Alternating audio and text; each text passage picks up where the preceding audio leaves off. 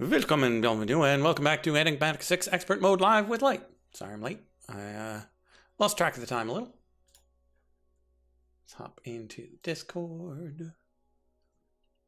Who's posting on my Discord? Oh no. Power issues. So, Mac is unlikely to be here.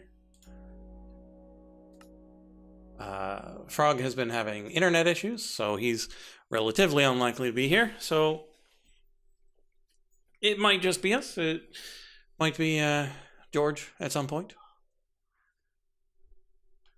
We'll see how it goes.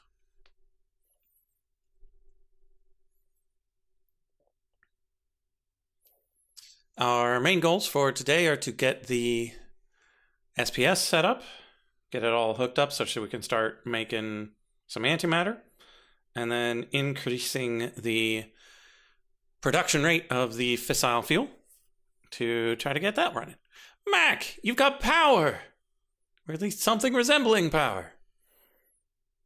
Congratulations.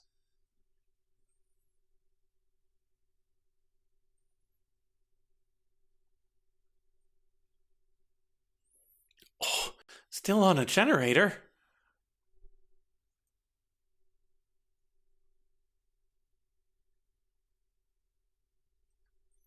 Yeah, I can't imagine how bad the storms are going to be in the places that get them with all the particulate matter from the wildfires coming down. Like, all that getting up into the clouds, I could see the lightning getting fierce.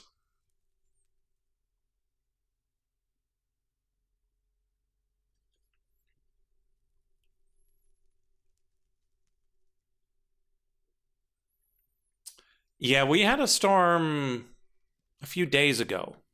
We didn't get anything today.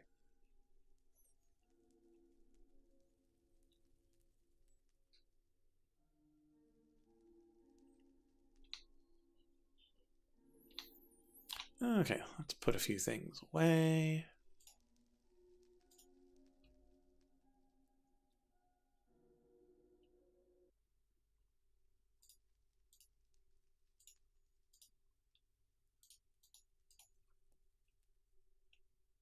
Hello?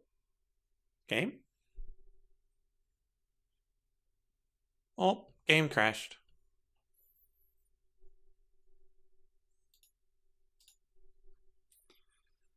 Oh well.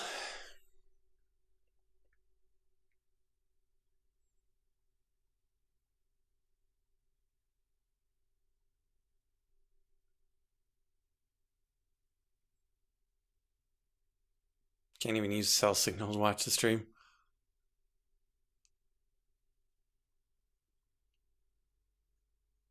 Yeah, use the fuel for keeping the food cold. I went for a week without a fridge. It's important to just keep the food cold. Oh, the tower, like the cell tower got hit too. Yikes.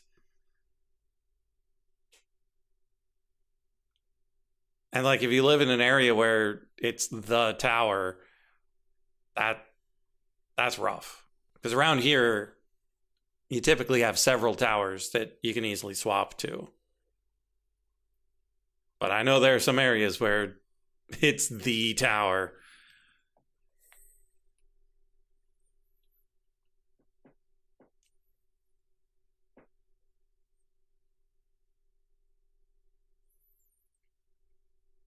Yeah, that thing gets knocked over or fried. That's not coming back up quick. There's no redundancy.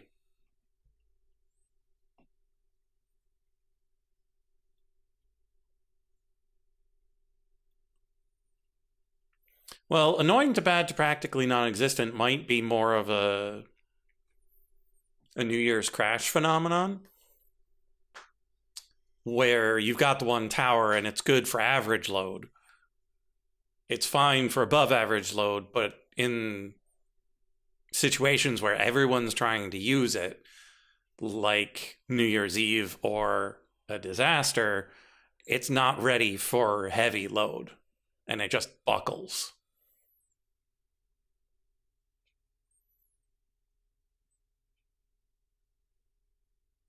Now, granted, I haven't experienced New Year's phenomenon. You thought it was damaged? That's how it's meant to look. Yeah, the designs of antennas have gone in interesting directions.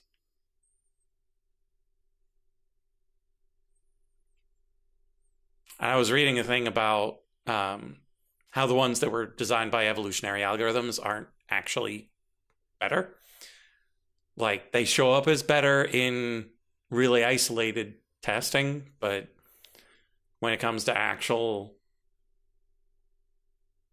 in production use, not better than the ones that were hand designed. Went bad during the storm, still bad now. Yeah, the still bad now is the part where it's like,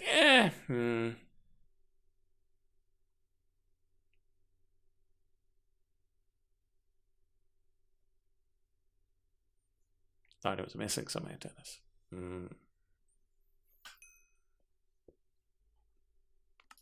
Okay, let's try this game again.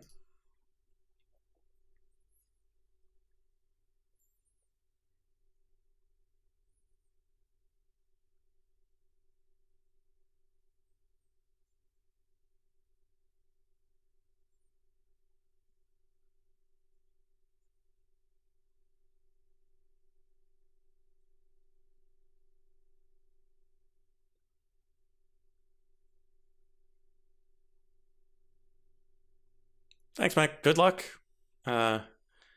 Hopefully everything gets sorted out relatively quickly. If it's just a precautionary measure to prevent overloading, it'll come back quick. If it takes a long time, here's hoping you got enough fuel to keep everything cool.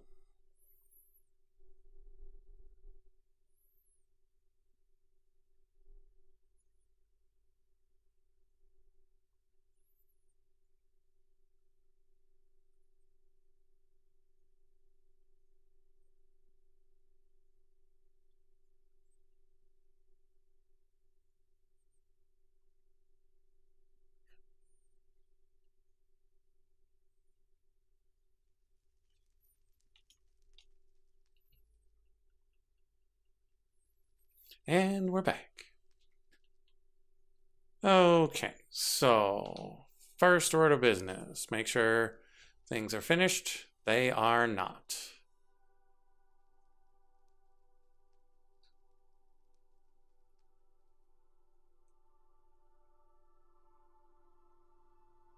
Crafter is locked. So there's nothing in the energizing orb.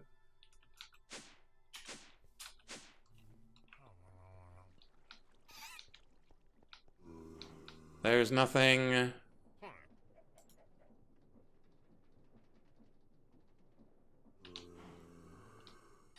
in there to tell it to pulse.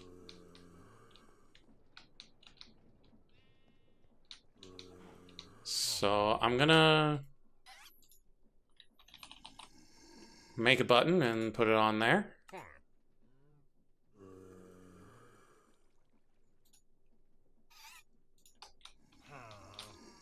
And pulse it myself.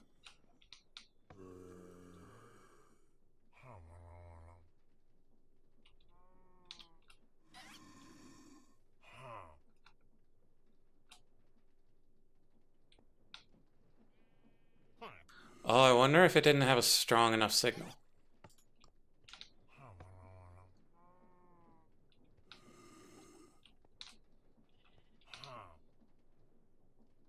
Or if the signal lasted too long.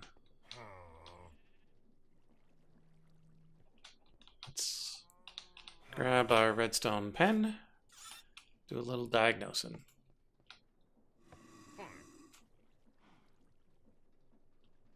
Yeah, that didn't have enough power.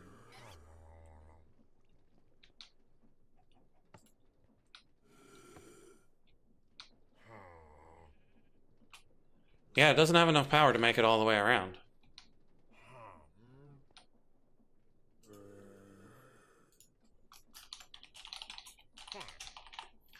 Okay, let's see how these worked again.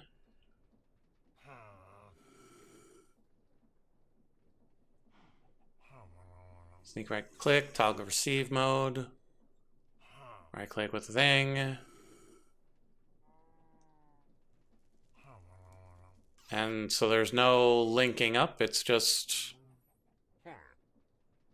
Ah, you can specify a frequency. Cool. Okay.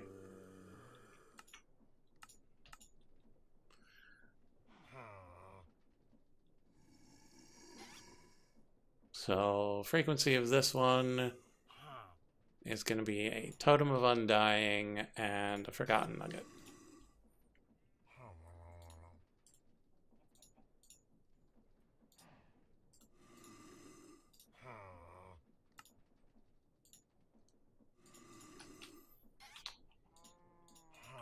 And so we pick it up.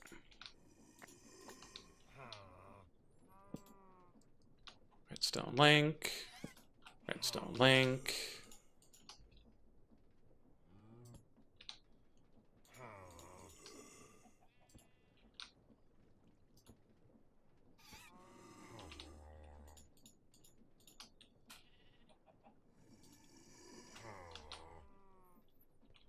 Sender, receiver.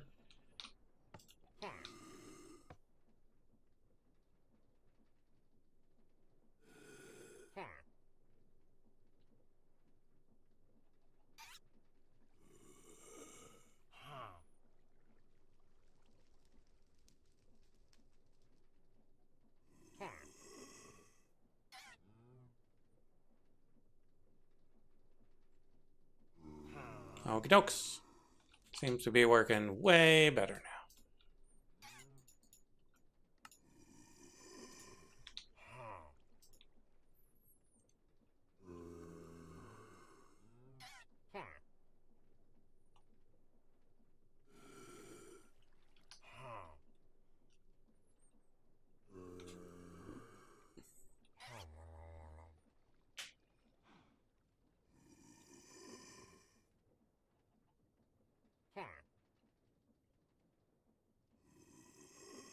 I wonder why it was working before.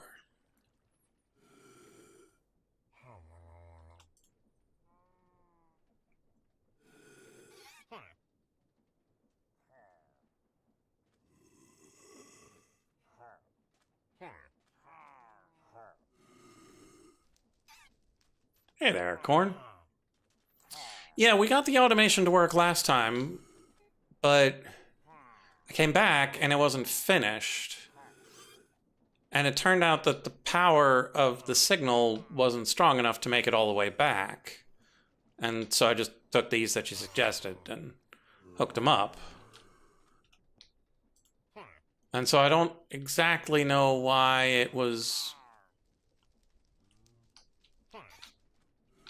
Like, I don't know why it was working last time. And so I just shortened the signal distance by having it teleport the signal.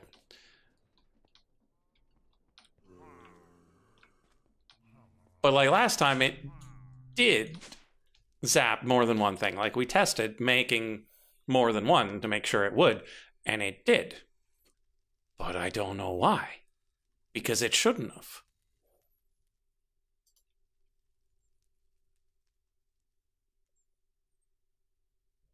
And so here we are. But now it works great.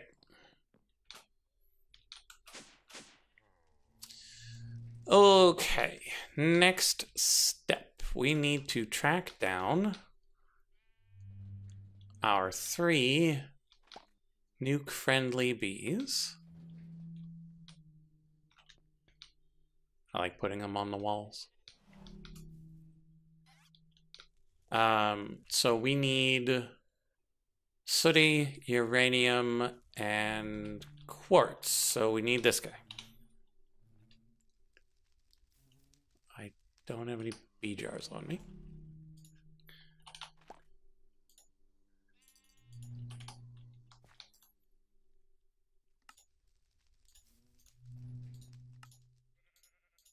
So we need that one.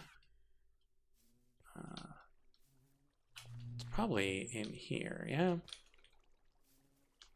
Darium, slimy gas, brass, bronze, aluminum, emerald, osmium, silver, zinc, tin, and steel. So it's not in here. It wouldn't be running, yeah? Frosty and clay. Mana, iron, glowstone, nickel, clockwork, regular, water, beeper, yeti, hellish, infused, blitz.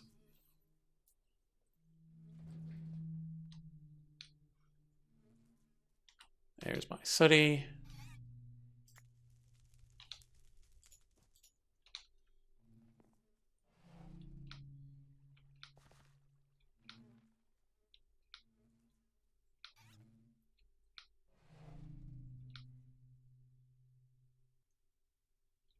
Did I not actually make another uranium B? Did I just take my uranium B and put him up there? I probably did, because I think he used to be right there. So we don't have a second uranium B.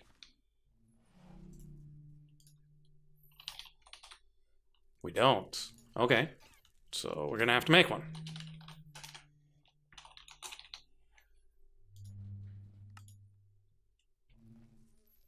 Obsidian and silver, huh?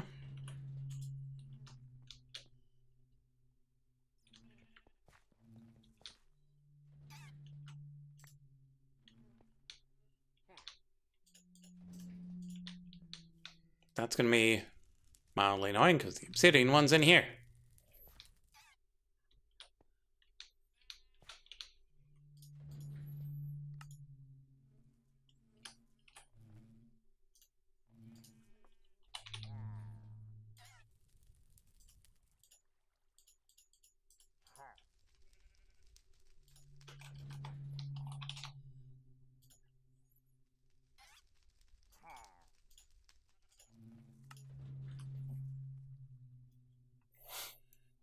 I probably have a breeder on one of these.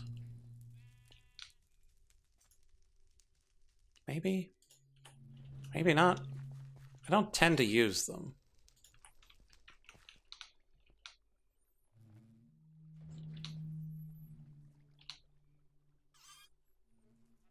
Well, we'll just stand here with obsidian, contemplating our existence for a bit. So supercharged laser is done. So we should be able to build the SPS. We can hook it up to the polonium. I'm doing this to double our fuel production, which might generate enough raw resources to just keep the reactor running permanently at a good clip. If it doesn't, we can always dial it back.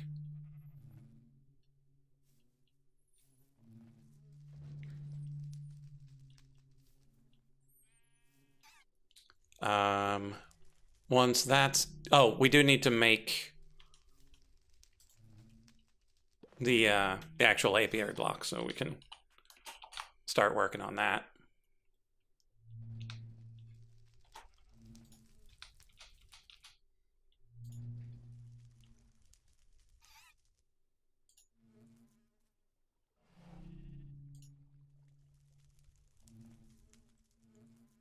Okay, so we got the 2. So there's the 3. There's the 4. There's the apiary.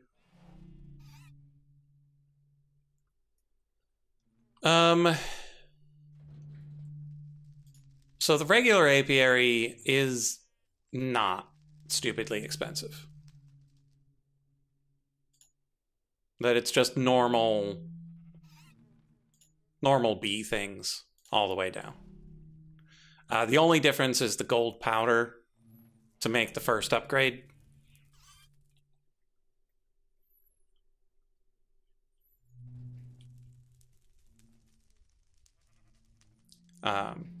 but gold powder is relatively early game.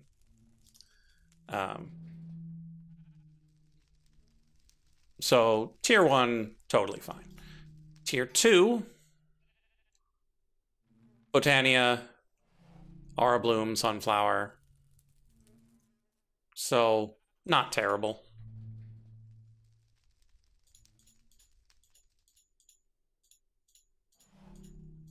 I'm missing another honeycomb.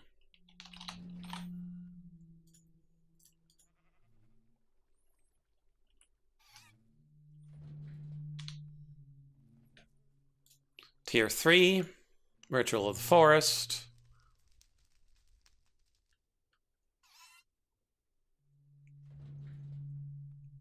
So more honey blocks, seasonal runes, token of joy. That's probably fine. We made a token of joy last time. And we've got plenty of the seasonal runes. And then tier 4. Oh, right. Need another token of euphoria.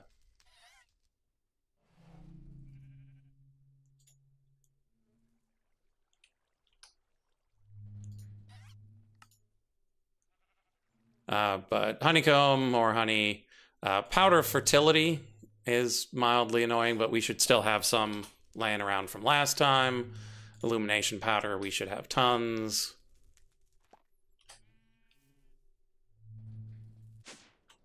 Oh, yeah, don't shift while standing on an elevator. Oh, I totally do. I've already made a level 4.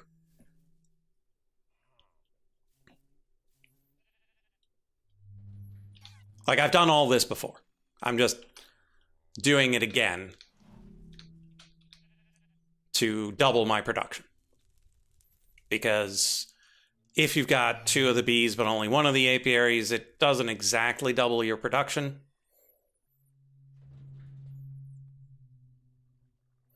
Mac.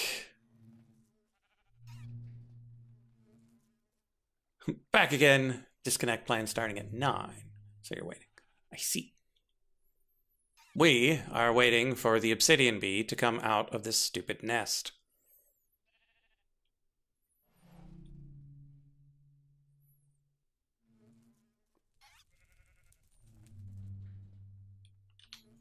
Well, thinking about what we do or do not need for making tier 4 altar. In the meantime, let's try to make another tablet of fertility. So that's fine. Oh, hello, hello, hello. Come here, come here. Thank you. Okay, so obsidian and silver. Now we go to a room where they won't fly away. Seems like a good room.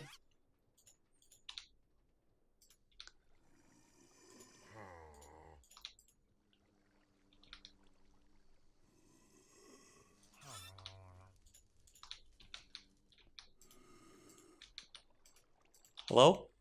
Silver bee? Silver bee. Silver bee. Why don't you want the silver block?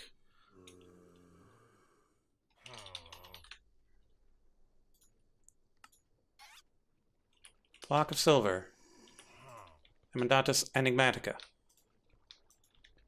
Excuse me, sir? This is what you're supposed to want.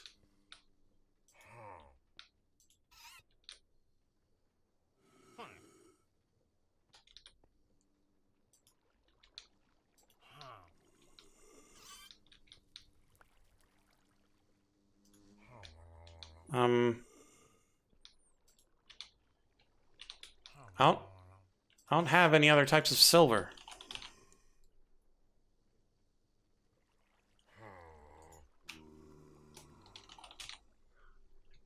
There's only the one type of silver.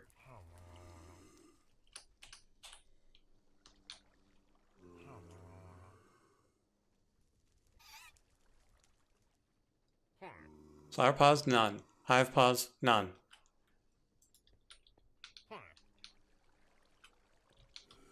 What? It wants it. Like it's following me, but it won't take it. It's not a baby.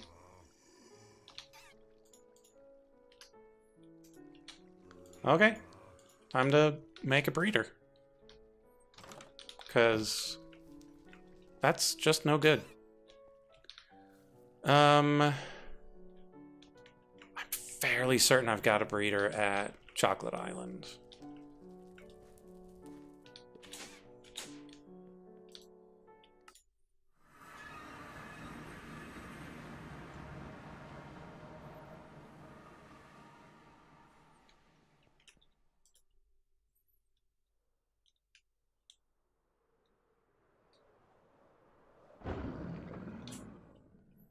Okay, still running.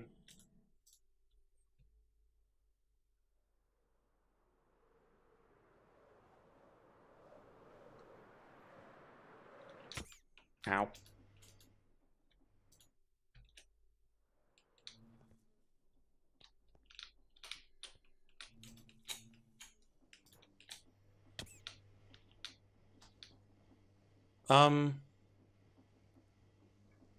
Excuse me? Oh, they can get in from the outside. Like, how did you get in here? Okay, silver, obsidian. Oh right, I gave the obsidian to the obsidian bee.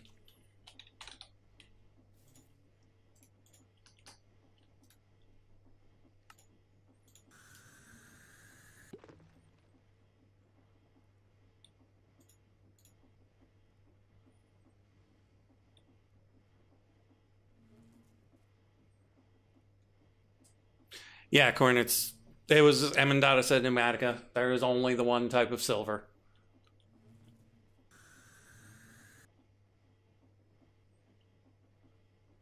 Yeah, I never trust estimates from... Although, Spectrum's estimates are usually pretty close. Like when the internet goes out from a power outage, Spectrum has been pretty close to the restoration times.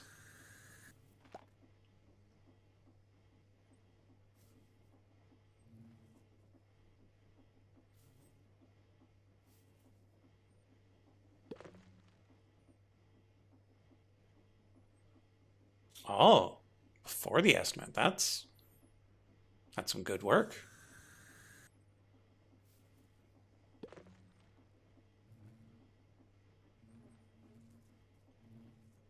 I should have grabbed the other bees that I was going to duplicate. Oh well. A lot of straight line winds doing damage. I see.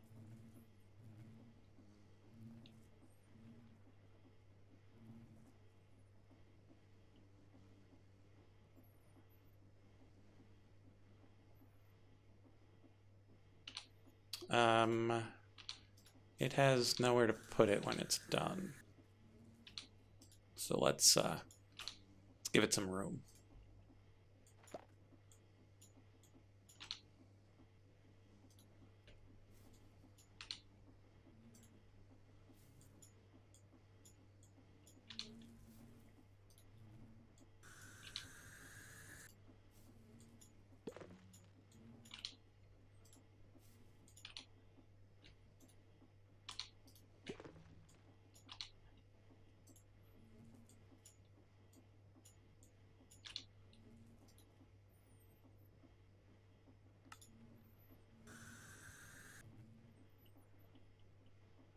Well, while that's running, let's go make sure our refinery is running, which I can probably guarantee that it's not.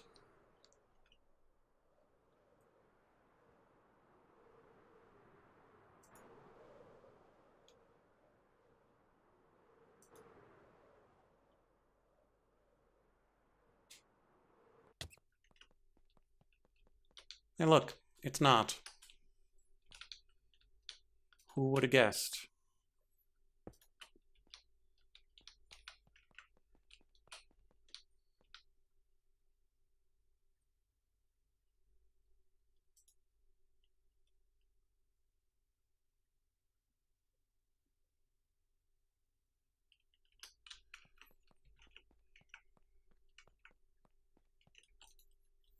But it's going to be able to, you know, stay there for 273 million seconds, so should be fine.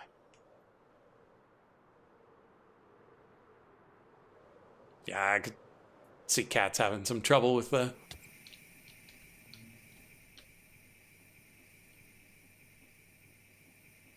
Wait, what's that sound coming from?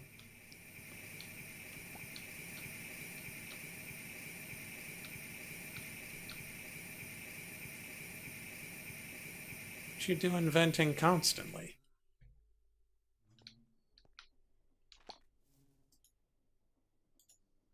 Uranium B.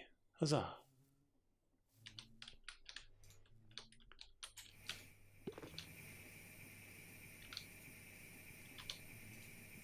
We grab our other bees. And off we go.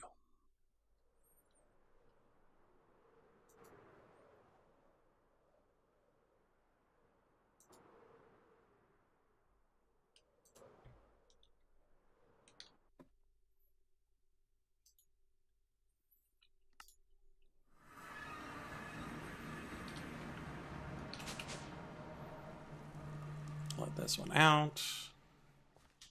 Put this one back.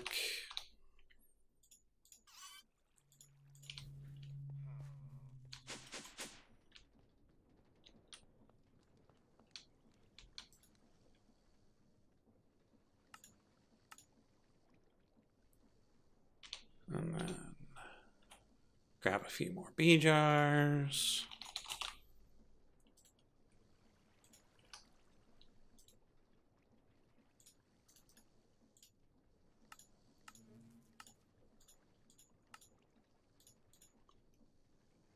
Okay. Yeah, not even thinking about the smoke because it's not something we usually have to worry about.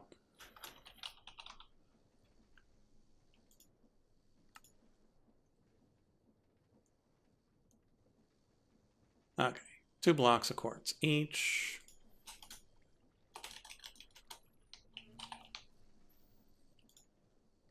And then 1 block of coal for each of those.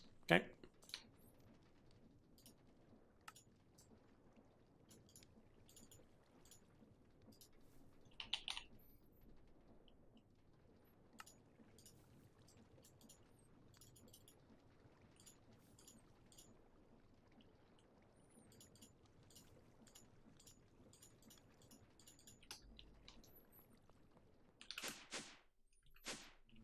And we go to another nice cramped room.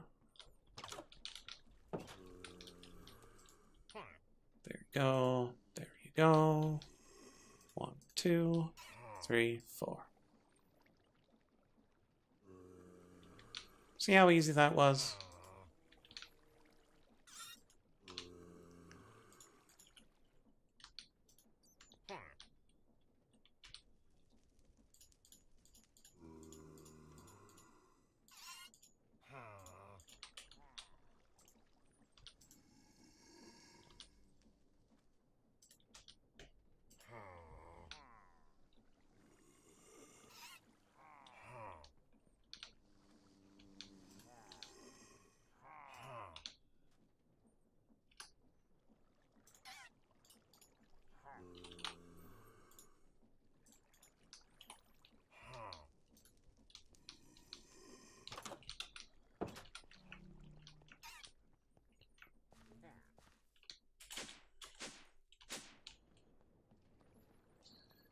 Okay. Little guy, big guy, 1 goes back. Are you the little guy? Big guy, 1 goes back. And then that's the... So we have 1 uranium there, 1 uranium there. And then 1 goes back. Okay.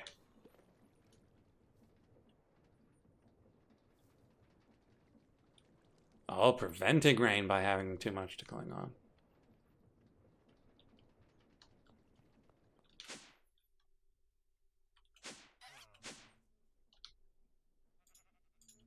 Okay, uranium, I think goes here. And then we have quartz and sooty. Quartz B actually, I think, was in this one.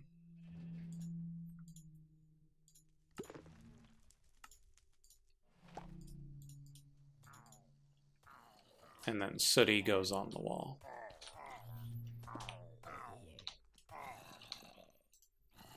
Okay, now we let those bees grow up. In the meantime, we start advancing the technology.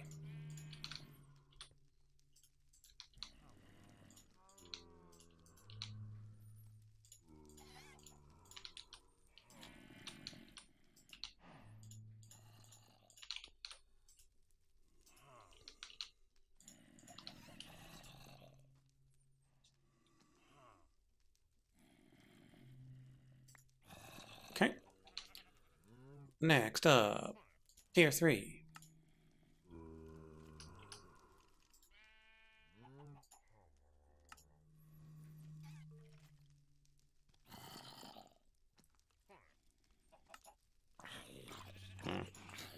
Doesn't quite line up.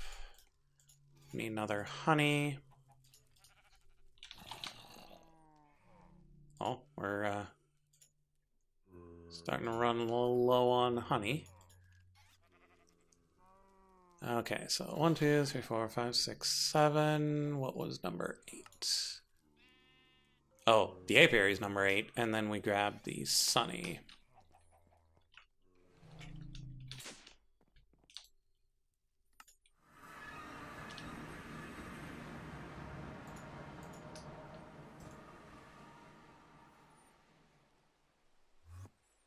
Voop.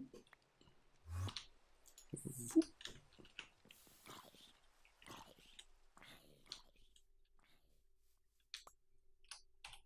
Good old sunny.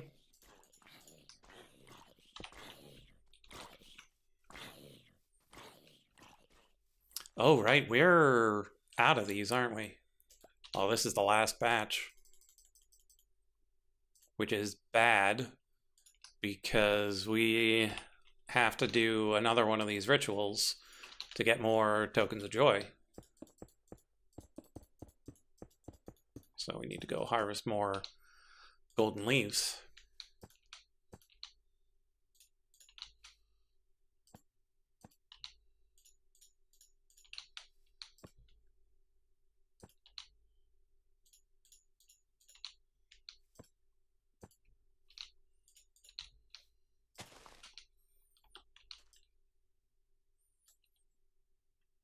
Come on, server. Recognize that it's big. There we go. Because for tier 4, we need this token of euphoria. And we don't even have joy. Unless we can steal from future selves. Hey, we can steal from the future. We'll just curse past us at some point in the future.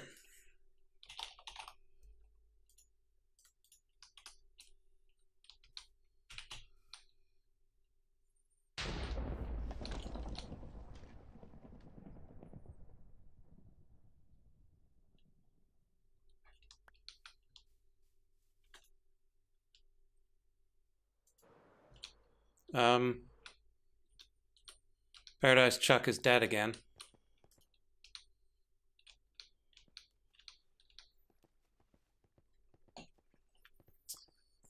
So, Savage Corn, you got any ideas on this?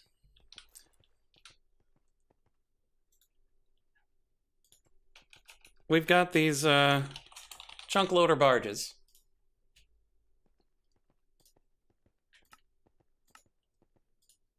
That should just survive. Like, they should just be a thing that sits around, just be in a boat.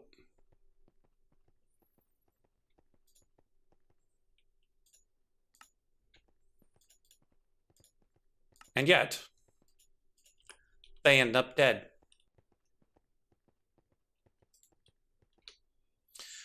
So we have FTP chunks. I could claim the space and then load it. But I want people to be able to come here and get stuff and touch things.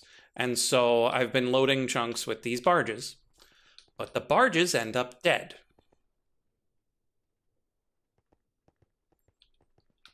And I haven't been able to figure out exactly why.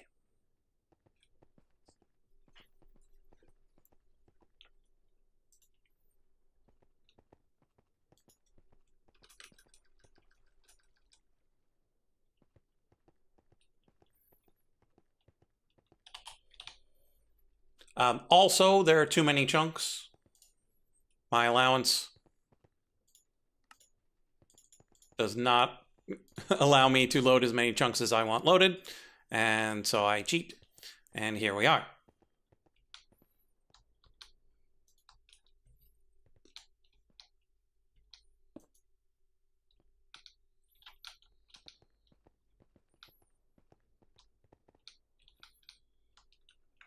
And so I'm just curious if you got any idea what would kill a completely passive, non-targeted entity. Because I put the roof over it so it doesn't get struck by lightning. It shouldn't get attacked by hostile mobs. I've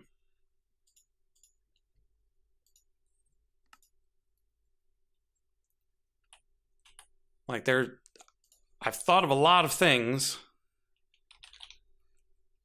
but apparently not everything.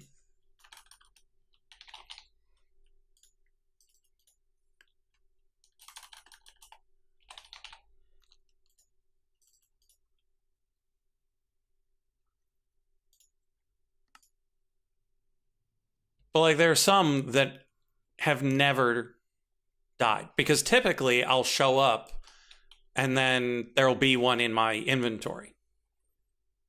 Because when they're killed, they drop themselves. And most times when I show up, they're on the ground. They don't need water. Because I've got some that are just sitting on a hopper and they survive. I've got some living underground, some in water. I just like the water because it's a boat. But they don't suffocate on land or anything.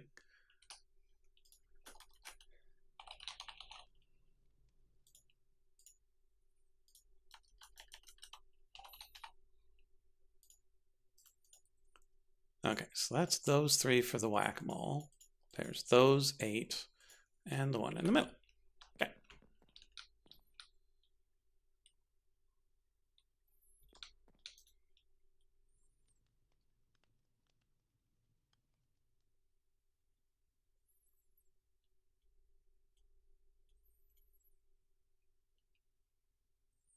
Oh, like, it's not a problem that needs solving. I'm just trying to sate my curiosity. I'm wondering if there were any things that would cause it that I hadn't thought of. Because the worst thing that happens is I'm like, oh, that chunk's not loaded. And I go back and replace it. It's not a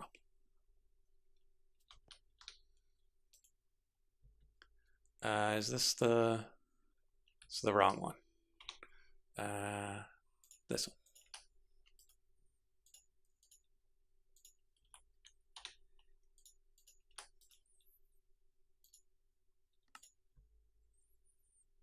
That's a lot of starlight.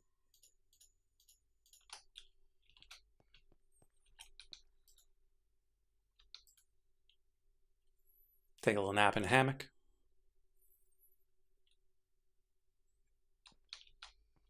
Oh, right. We need to take our linking tool and relink these.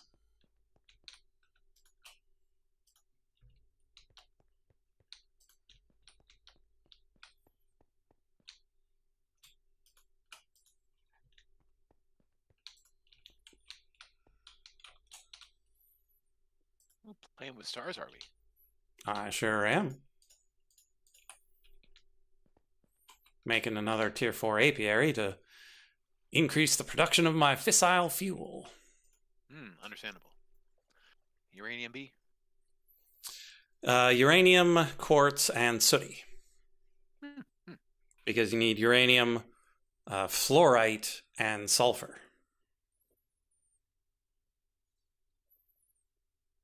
Fluorite. Yeah, for making hydrofluoric acid.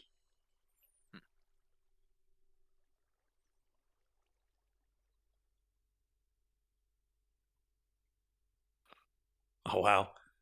A max stat floating crystal used to be enough to fully power it even in daytime. That's a little overpowered for a nighttime mod, gotta say. I can see why they would nerf it.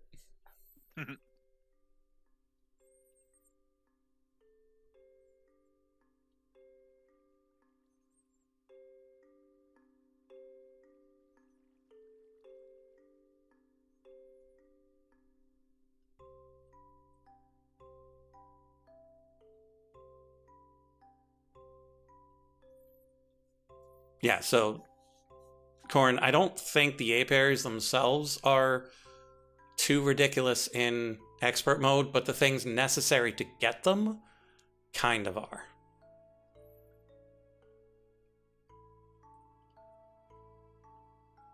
Regen 20. Jeez.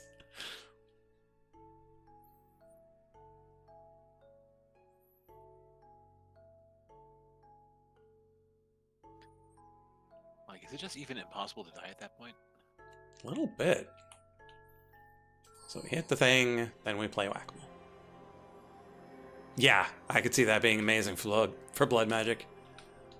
Regen 20, you're just like, take my blood, take it. Light, are you currently using your crafting array? Which do you mean by crafting array? I mean, like the craft, like the auto crafter. I was gonna toss some stuff in real quick, but if it's still in the middle of something, I can just keep going with my thing. No, I'm not running anything at the moment. Okay. Need to steal a bunch of power briefly. And by a bunch for me is nothing for you. Hardly a thing. Yeah, so let's see. Because I don't think the iridescent altar itself was terrible.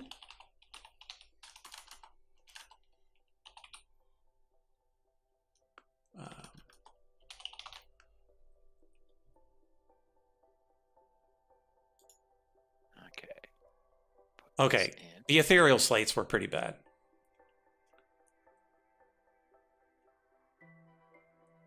Oh no, failed the pog.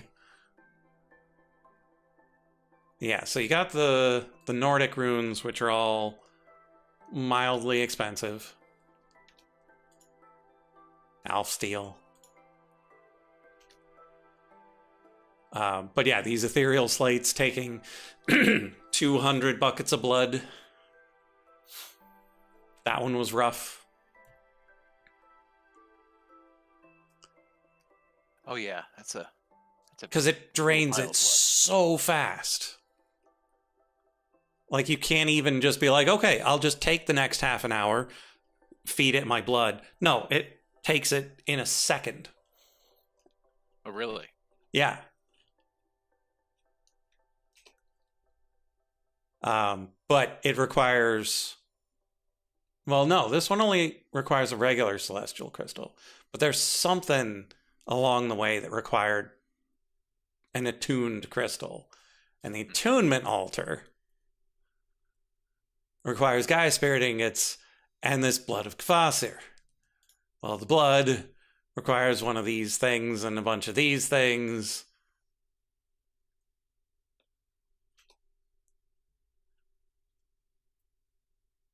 And so, like, the blood is from mythic botany. And so you have to do Alfheim shenanigans, rune rituals where you have a little tablet, like little pedestals to put tablets on. To get the tablet, you have to fight the level 2 Gaia Guardian.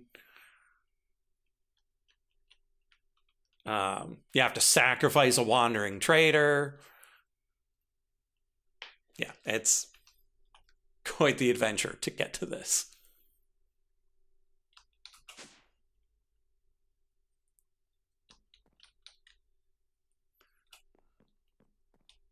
Yeah, it's just rabbit holes upon rabbit holes. And like every time you're like, yes, I've got a handle. No, I don't have a handle on this. Wait, hello. Hello. Yeah, so I got rid of the boxes. Yeah. No, yeah. I just use your crafting grid. Mm-hmm. That worked just fine. Can you put a 6th energizing rod on there, or is that ridiculous? I totally could if I felt like spending the money. But like, why? I completely. I also don't know if the battery is fast enough. Let me check. Nitro.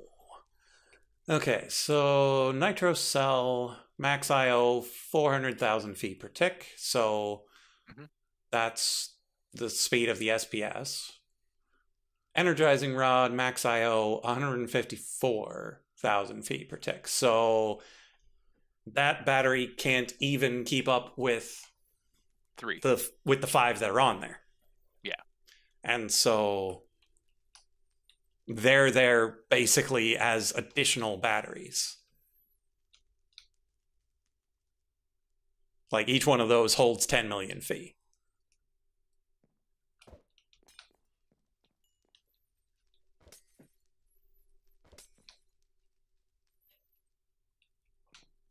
I just realized I don't actually have enough levels to get out of here. So, if you ever do find yourself without stuff, I've got the experience gems on the wall, 1 floor down. oh, yeah. Can you just use those directly? Yeah. Okay. You can just right click them.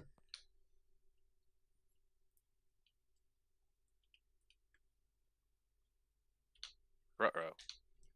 Yeah, they work. It's just not sustainable. Ruh-roh? Well, my game's doing that thing again where nothing loads in, so I'll be back in a second. No. You have left the game. Oh, right. I'm not trying to wander around the end without being able to see the floor. Okay. Recipe for trouble. So now we take this and we go. Oh wait, we need another storage. Apiary storage.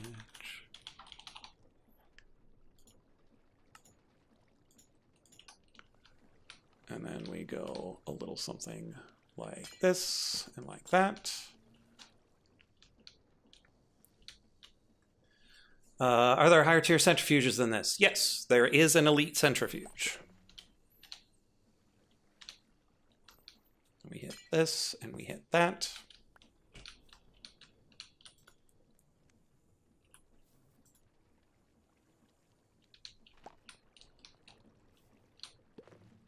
All right, what's the dealio, game? And then we might need to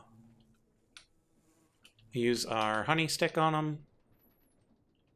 But we'll do that after we notice a problem.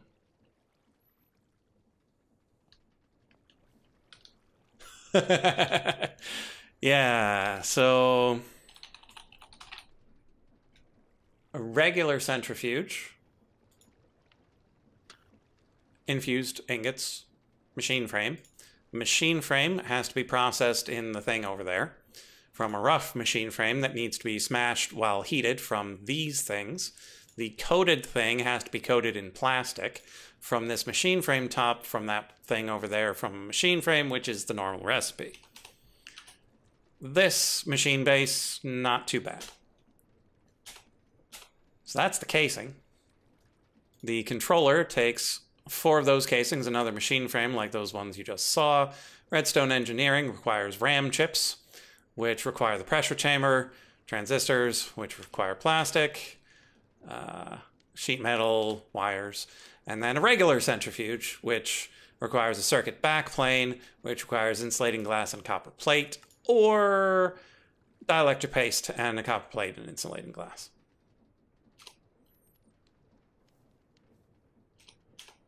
So that's this one. That's the reasonable one.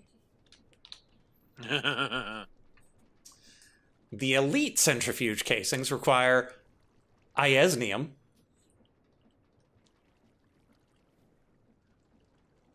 plus a regular centrifuge casing. Plus all those other things that go into a centrifuge casing. Well, one casing does make 4, though. So one casing makes 4. So the thing is, I could probably make 4 elite centrifuges if I just tore down this centrifuge. Mm-hmm. Because I've got a lot of iesnium now. Okay, bud. And all the rest of it is trivial. And so I'm going to do that.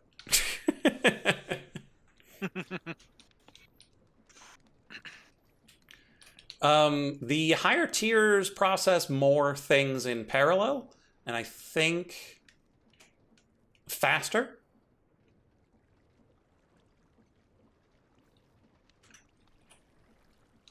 But I don't think you get a bonus of production. Like a given hive, like a bonus comb, doesn't give you more. It can just handle higher speeds. Yeah, I think it has like an extra slot or something like that. Might go a little faster. So this one, 3 slots, seems fine. We tear it down, we add some iesnium, and we'll have enough for 4.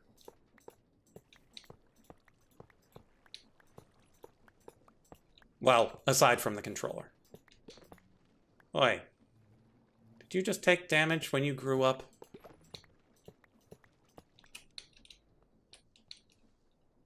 You did.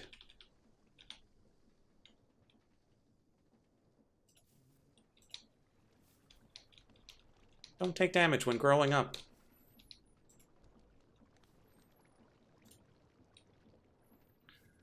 Okay, so that number again was 3 by 3 by 4. Mm-hmm. Yeah. So 36. 36-ish, because -1 for the controller. Well, I think the controller uses a full 4 or something like that. At least the basic one does, I think. Yeah.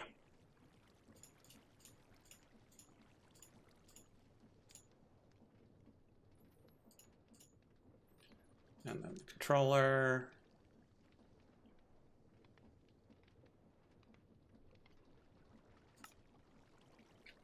Let's get those going.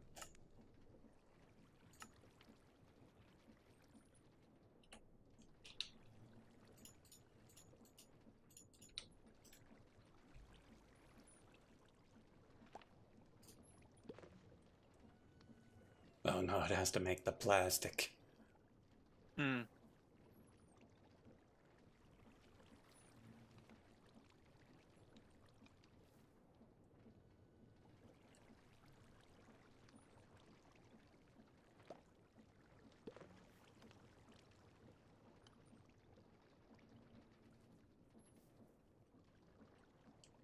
And so every single thing that this is crafting, you have had to go in and put a little card in saying, make this in this with this, basically. Yes. Yes. Every single thing you see in this wireless crafting monitor either is in the system or I had to tell it how to make it.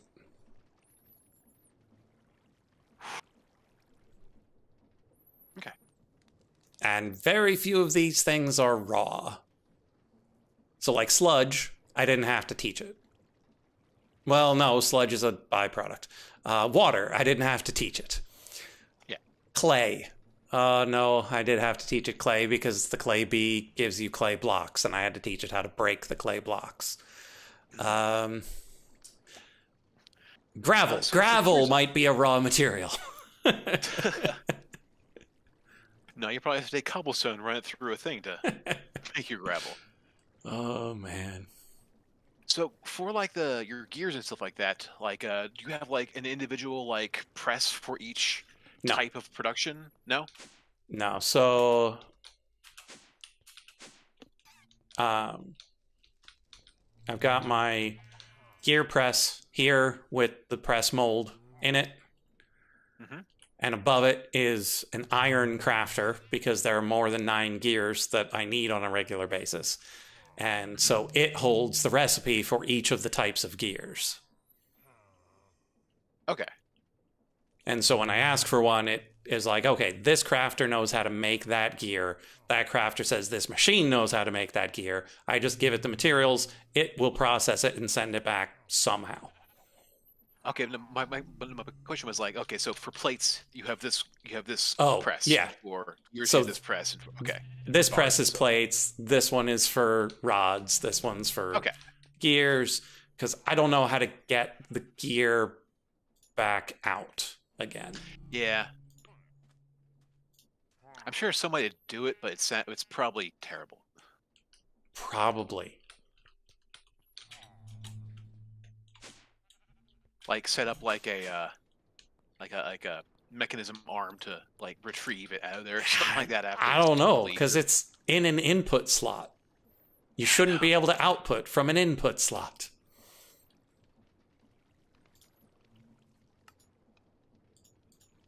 And there we go. Elite centrifuge controller. Which means we need to make one more batch of elite centrifuge casings. And then we go a little something like this. Put the controller here.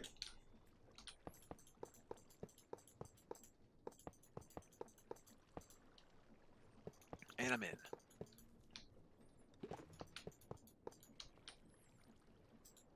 And there we go. It has doubled the number of slots. So that's great. And now we need another omnidirectional hopper.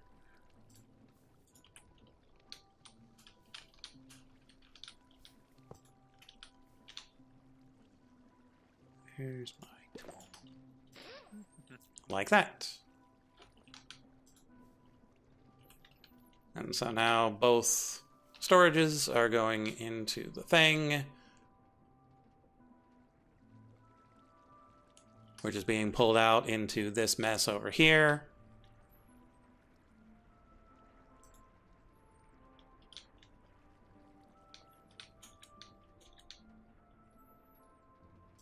Which should feed all of this.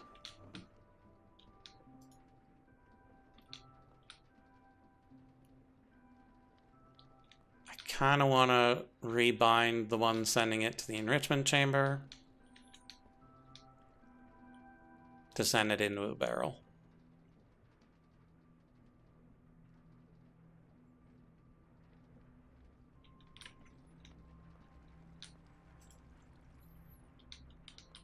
Yeah, and it's okay if things get backed up, because if something can't go where it belongs, it should end up in the trash.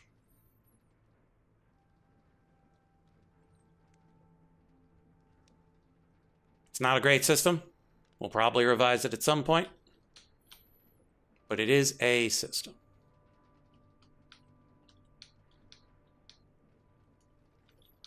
Yes, it's incredibly efficient. We don't have to worry about anything.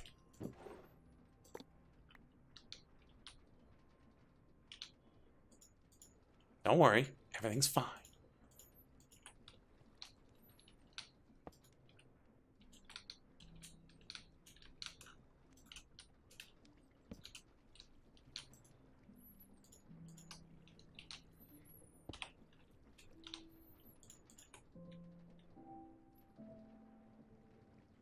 You thought trashing overflow was more of a temporary solution? Well, I would love for there to be no overflow. Like, the goal is to match the pace of the bees with the pace of the reactor. But I don't trust the reactor yet, and so I have to shut it off. And if I shut off the reactor, there's too much stuff. My goal is to not have overflow.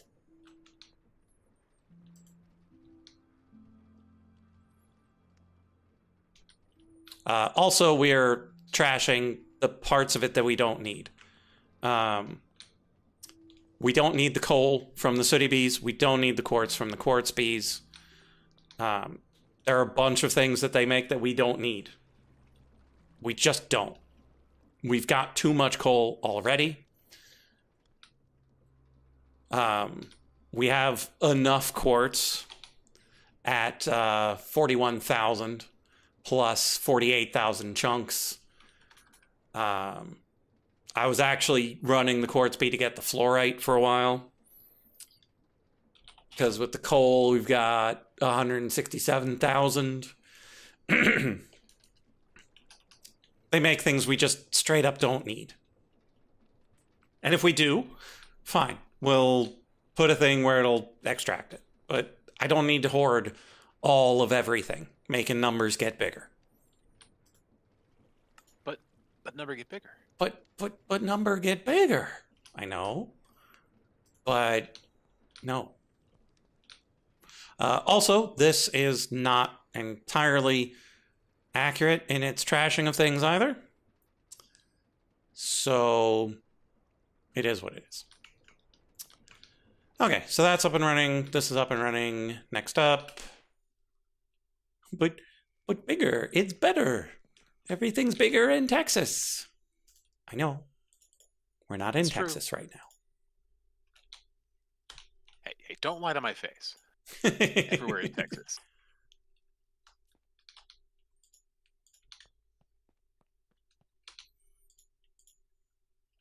And now I've got "Look at my horse" stuck in my head. I think you'll find that Texas covers pretty much everything.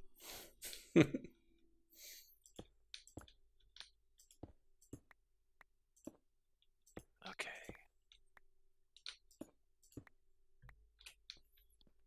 Okay. So let's grab all of our SPS stuff.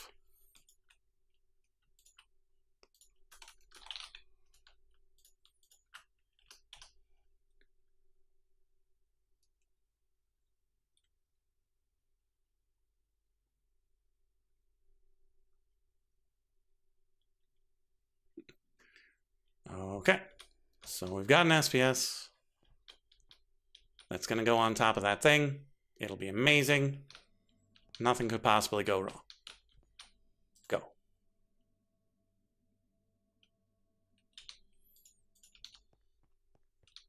Is there a limit to how much this memory stick can hold? Yes. This bar hasn't moved at all for me. It's probably a lot. Yeah, the memory stick holds 92 levels or so. Okay. Because I have emptied many of them. Good to know. Okay, so this takes in energy and polonium. Where's... Oh, I didn't grab the... Didn't grab the coil.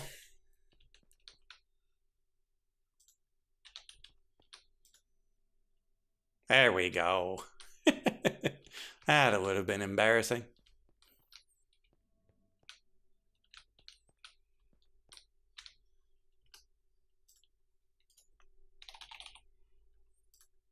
Okay, so we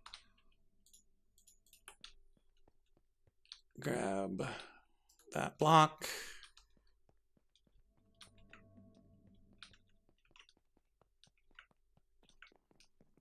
We come on down here. We put that block here.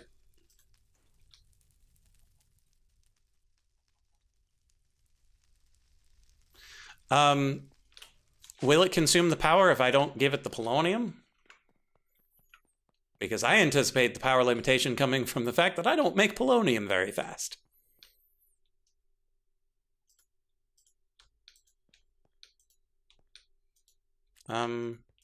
Are you not an SPS anymore? Sir? Are you borked?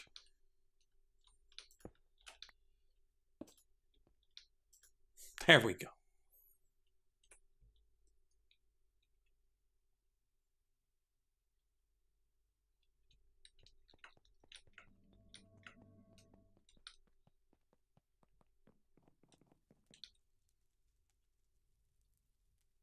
So it will take all of the power that it has just to convert one bucket of polonium? Even though it should only take 400,000?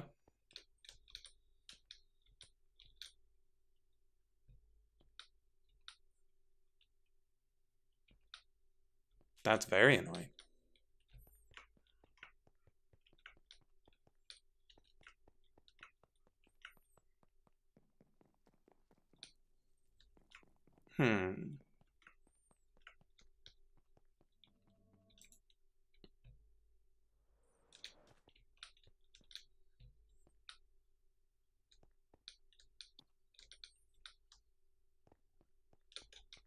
So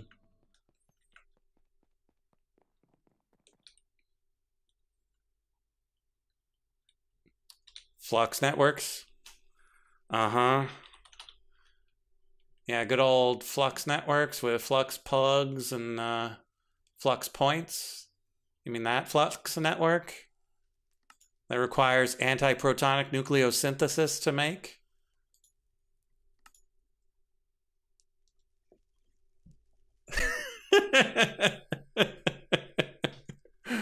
Uh-huh.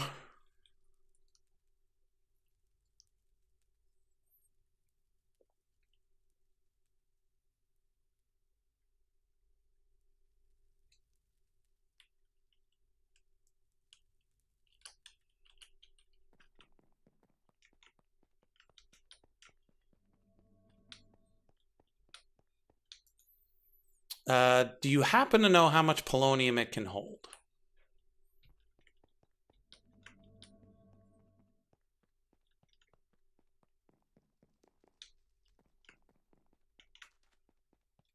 Oh, I wonder if I can use integrated dynamics to read the contents of the input port.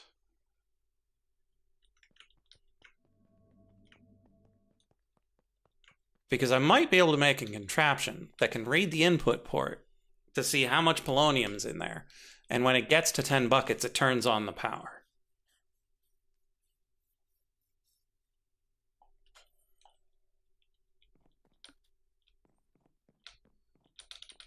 It might be a thing I can do.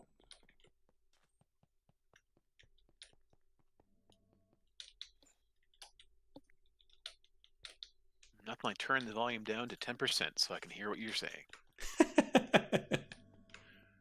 You at the XP farm? Yeah. I figure I may as well stock up so I don't do this again.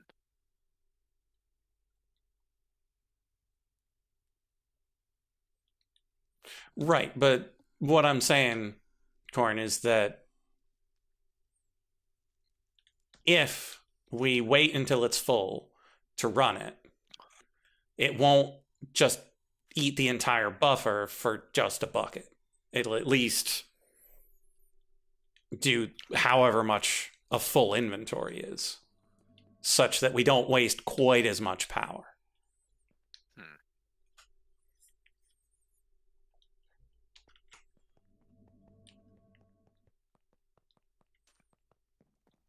And so we could have like a flip-flop that triggers it to turn on when it's full, triggers it to turn off when it's empty.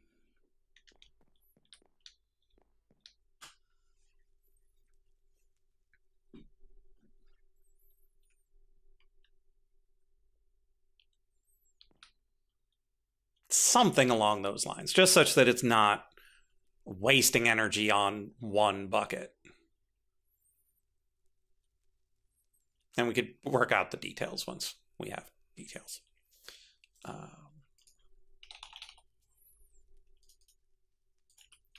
So let's head over to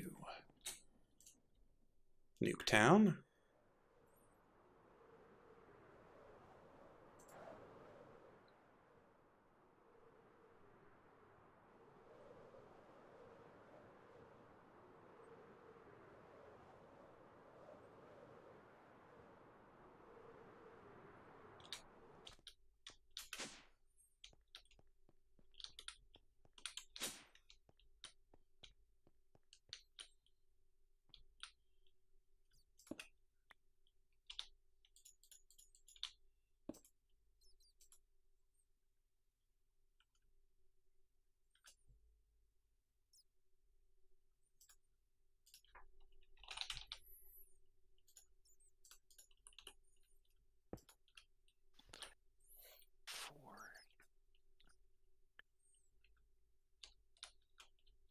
Okay.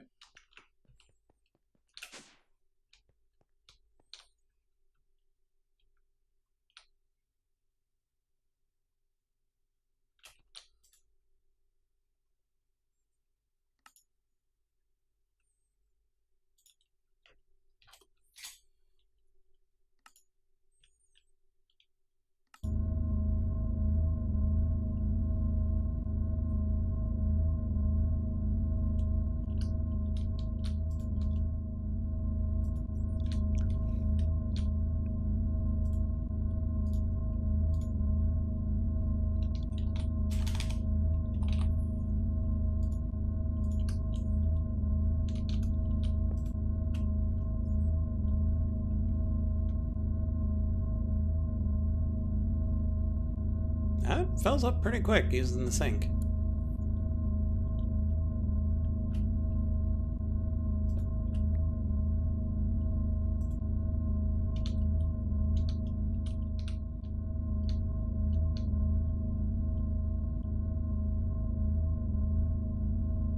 Okay, so pulling from the buffer of the system over there.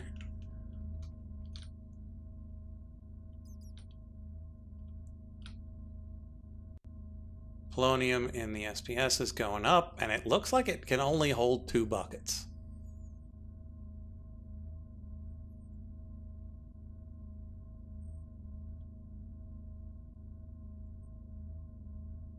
Which is ridiculous. Because it takes a full bucket to make any antimatter.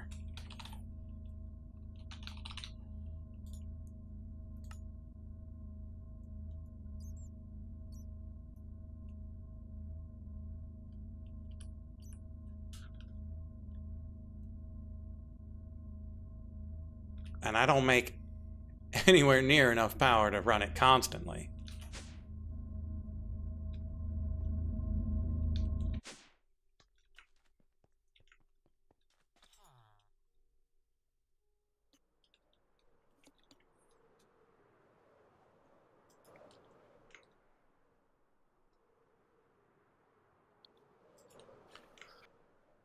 Corn, this is expert mode. Never assume things work the way they should. Hey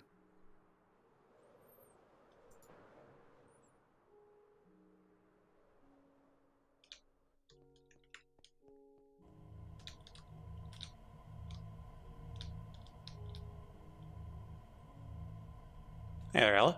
How's it going? Woo!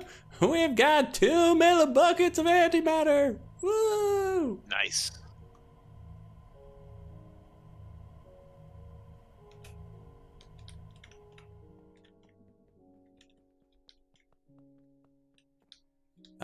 Can I...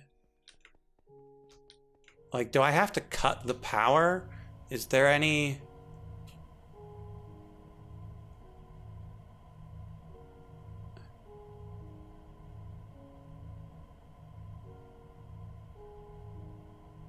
Oh, that's interesting.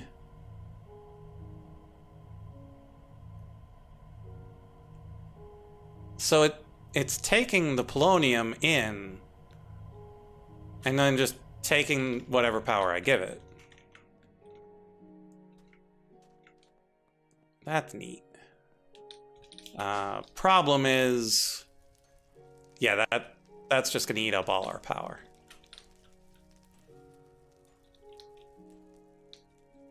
But why are my other things not losing power?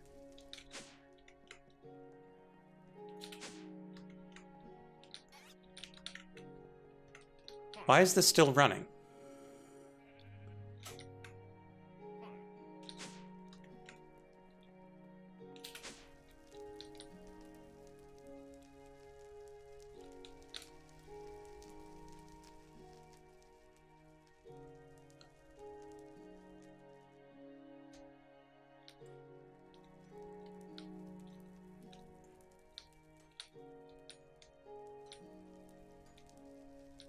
Huh.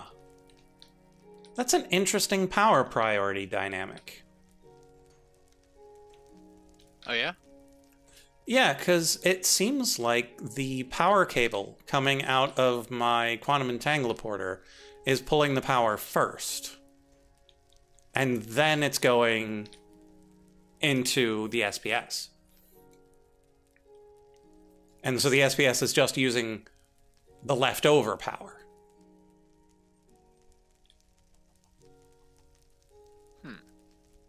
So that's really good.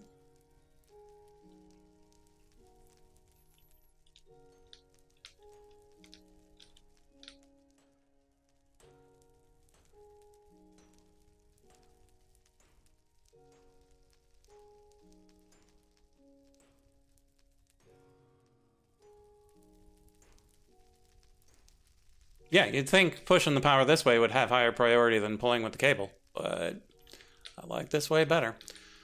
My backup system wouldn't really help if this does fail, but it seems to be pretty steady.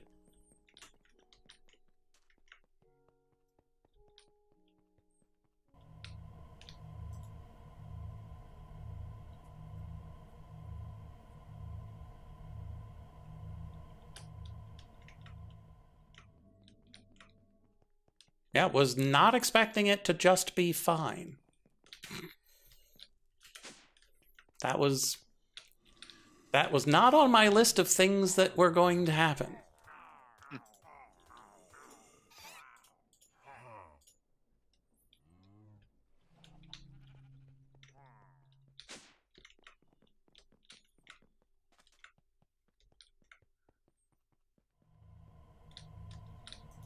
I just love the ominous noise that it makes.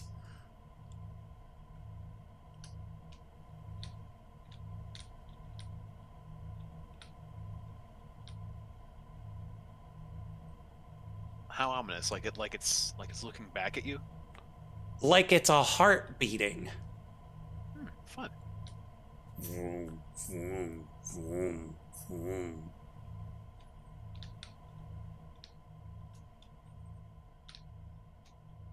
Okay. For science!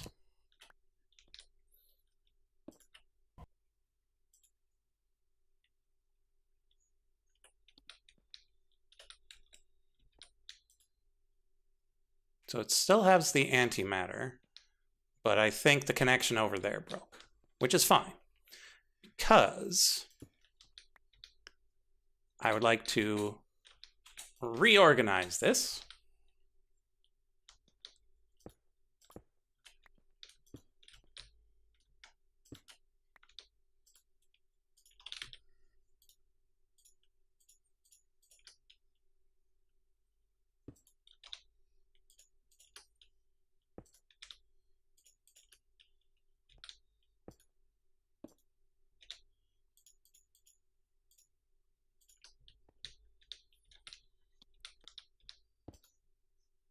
Like this. Oh, I forgot to grab the block.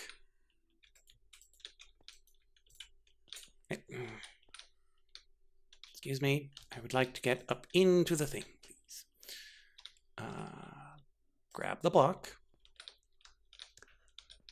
Place the thing. Everything's fine. Good. Oh, you should totally stand inside the SPS while it's doing its SPS thing. It totally won't kill you. It's totally safe. I have already walked in front of too many lasers. And by too many lasers, I mean one that instantly killed me. I didn't even walk in front of it. I placed it down and it still had energy in its buffer. Wasn't even a big concentrated laser. It was just the little charging laser.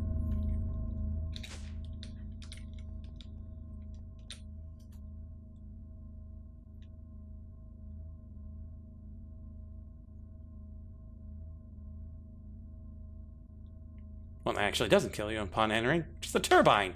The one that is full of, really hot steam and spinning blades.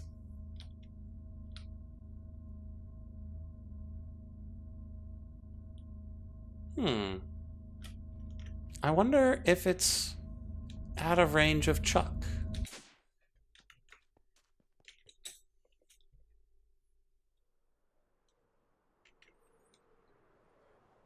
Yeah, I'm not too surprised that there was something that they were like, who's gonna be inside the turbine? It's like the blaze blood. You can just walk in the blaze blood. You don't even float.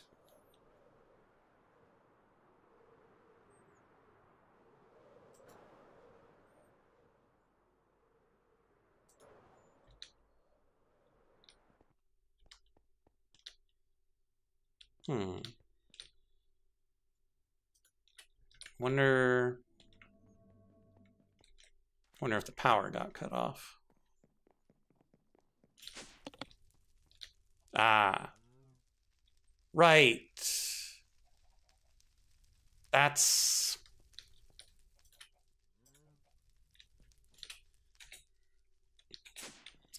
right. Do you have to send it to the input that it's connected to? I don't know, but it seems appropriate, so I'm gonna.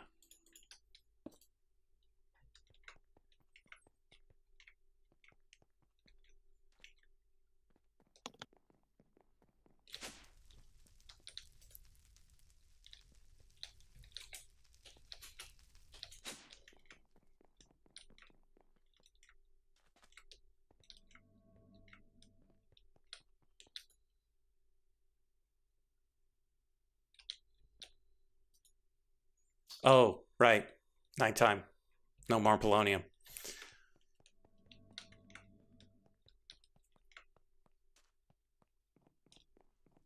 So that'll start back up once the sun rises.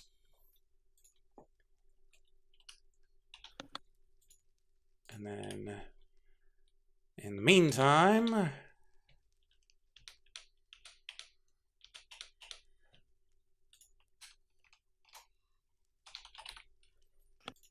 we can add all of these.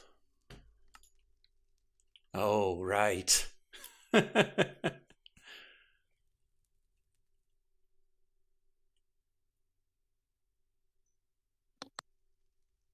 is quite the thing.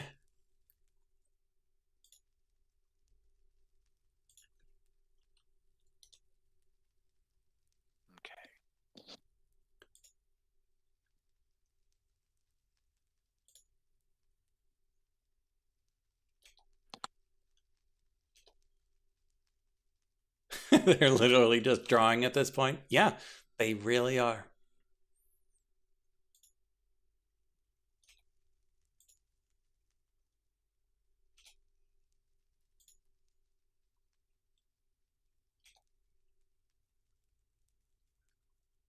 Oh, hey, look, more flowering Palo Verde leaves. Oh, man.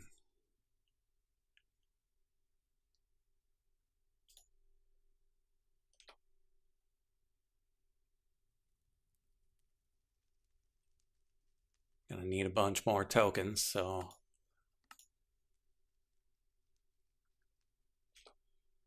Gotta get me some more gold leaves.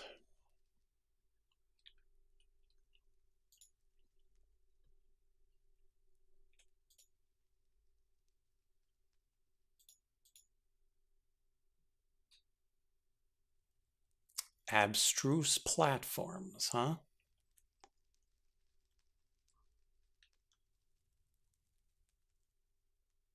Yeah, corn. So in the quests, you've got these expert mode quests where you've got the gates showing the various mods you have to go through to get to the gun. And so this is the general path. And each of these tokens, you get the shards from the tree. And it's more or less doing everything you did and some of the things you didn't bother. Again,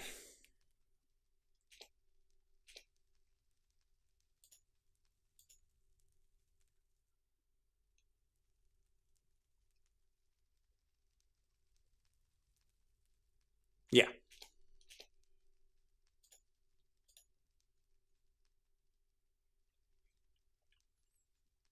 So we're going to have to make an observatory. We never bothered to make the observatory before.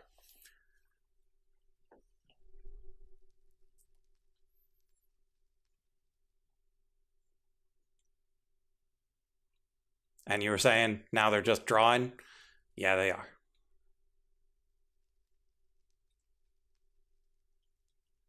You ever have to have a recipe zoomed out for you because it wouldn't fit in JEI?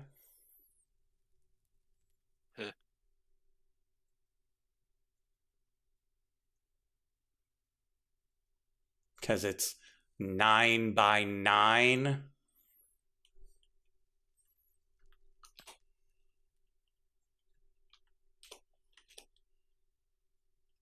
Oh, and you don't need one observatory. Oh no. You need 50. 50 observatories. And iridescent altars, and all of the things necessary to make an iridescent altar work. 50 to do 1/12 of the whack-a-mole game to make the gun.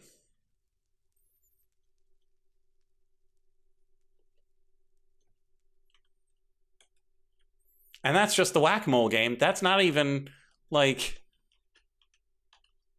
the grip and the barrel and the cog. Oh, the cog.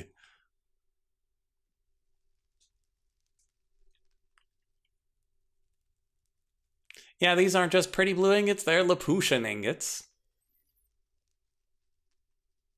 Each of which requires 12 refined radiance. In an arc furnace. Still haven't built one of those. Is arc furnace the second? Oh no. Is that the second correspondence course?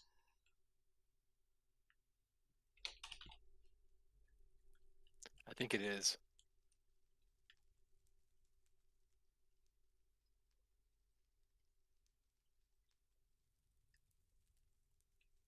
Yeah, because I think, yeah, the squeezer was in the first correspondence course. And that does not have the arc furnace in it.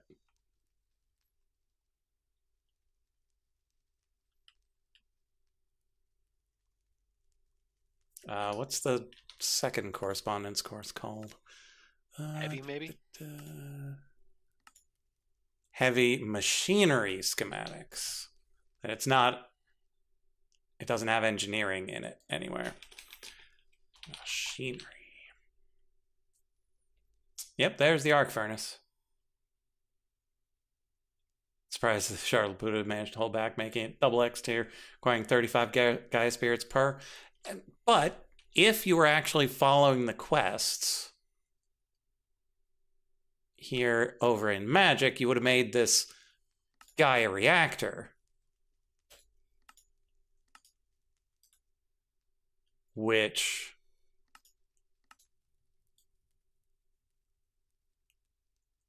big and cool.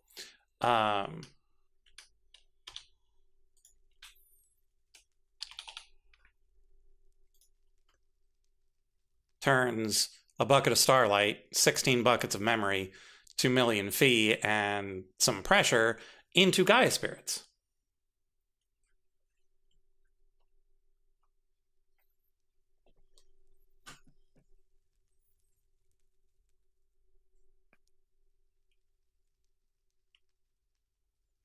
And some mana, I guess. Mm-hmm. But if I were to make one of these, I would need to figure out how to get memory essence faster, because my XP farm is nowhere near fast enough to keep this running.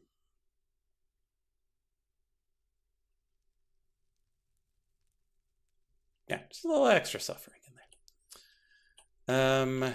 Right. Oh, and there's an automated iridescent altar as well.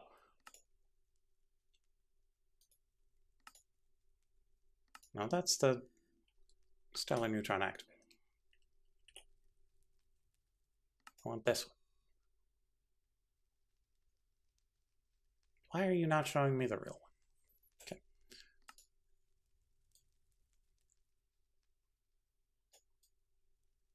one? Okay.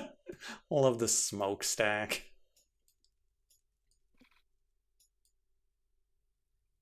I don't even know what this thing is over here.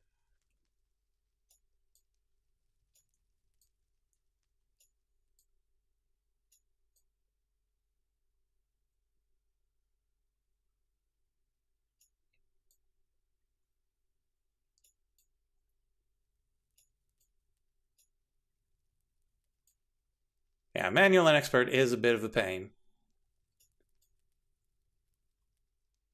And I could probably attach these things in place.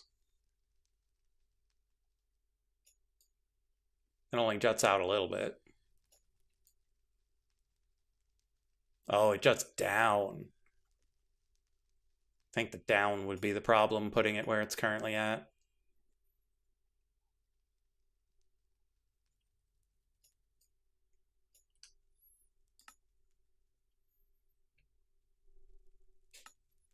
Man, I've got quests that I have not resolved.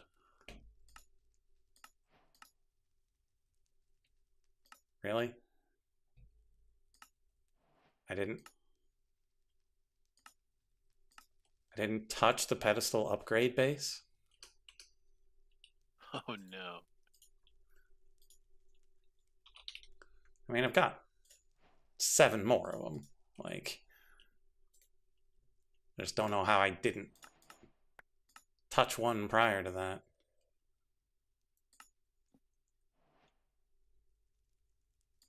Whatever. Oh yeah, phytogenic insulator. I should check on how the leaves are coming along.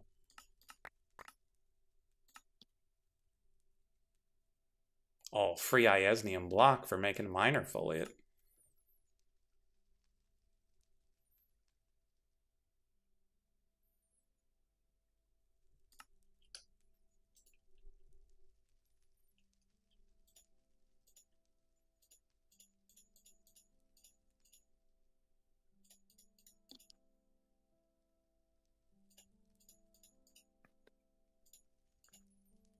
Okay. So let's check on our Palo Verde. Oh, 5.6K. That should be enough.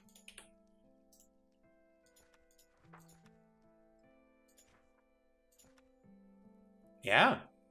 I only need 5.3. We've got the Palo Verde! Problem is we don't have the oak.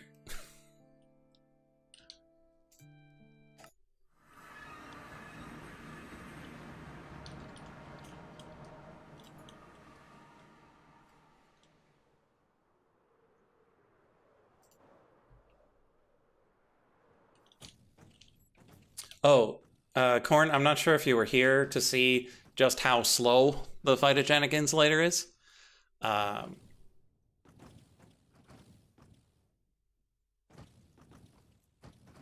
Because welcome to expert mode.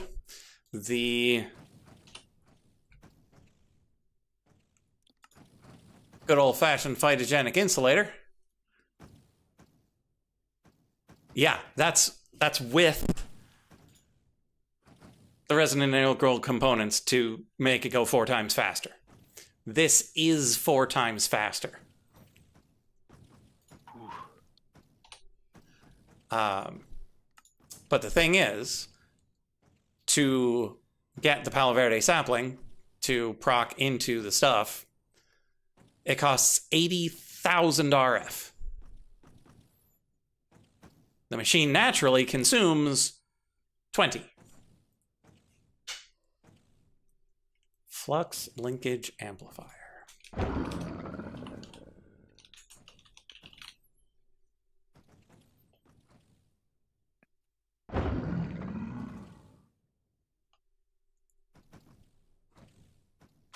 Oh, okay. So that could make it go faster. And we can waste energy. That's not a problem. Yeah, I didn't know this existed. What? It uses a type of gear that I never use? That's weird.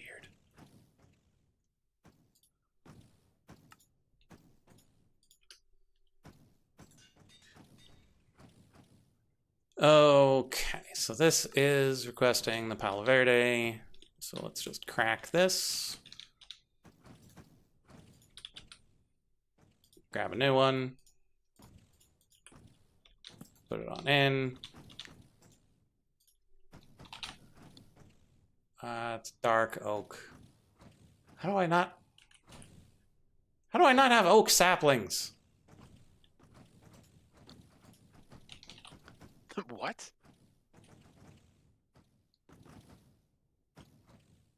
I have no regular oak saplings. This is a travesty.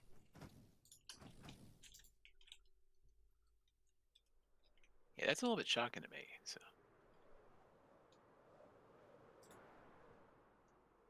So I'm going to go support the local economy.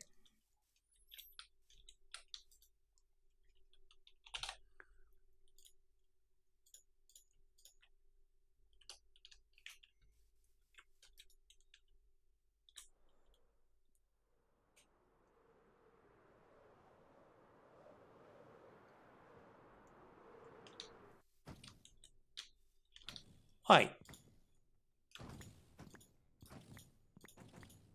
What? What is going on?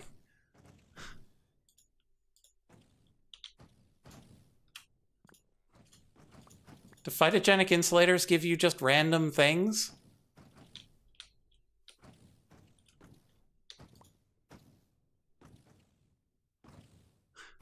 What is... What?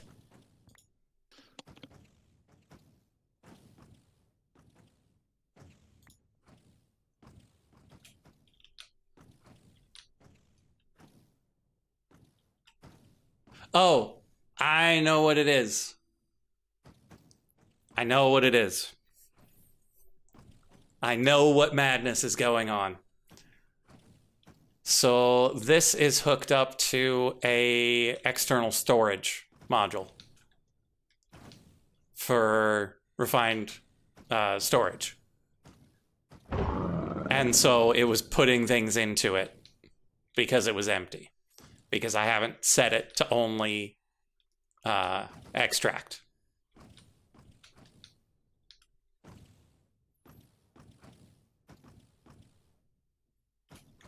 Okay, mystery solved.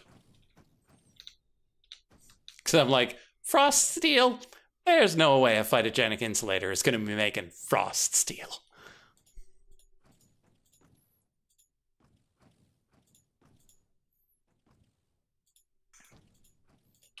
Frost steel and fluorite.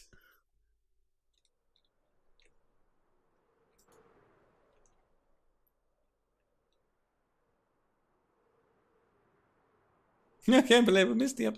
No, like, there's no way we could have made a phytogenic insulator in the early game.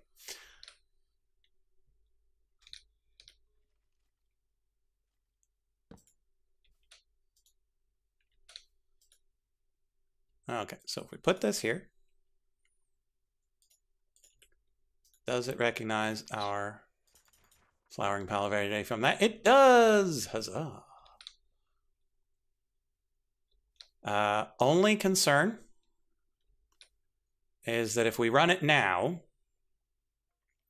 it might get all the way to the top and end, and then we have to remake the blueprint. So, not going to run it. I'm going to pick these up, put them in the box.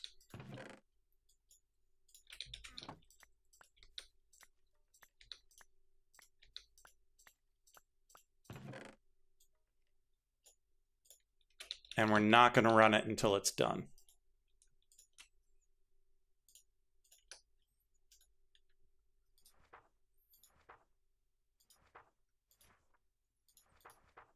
I'm going to go grab these 6 soul lanterns, because it doesn't seem to understand that they're there.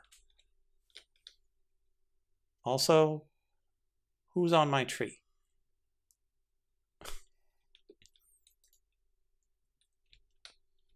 Invaders. Probably Norsemen. Probably. It is Yggdrasil after all. I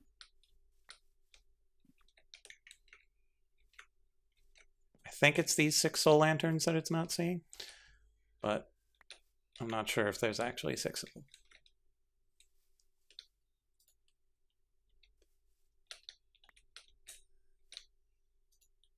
Dog. Yeah, it was 6, so that's probably the ones it was missing.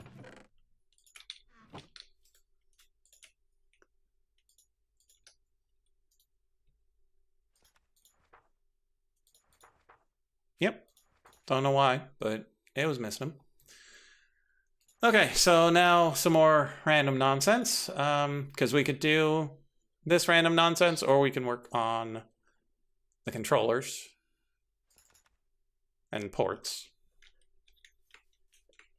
Starting with a whole bunch of branches of Yggdrasil. Because what do we love? We love making Terra Steel. Yeah.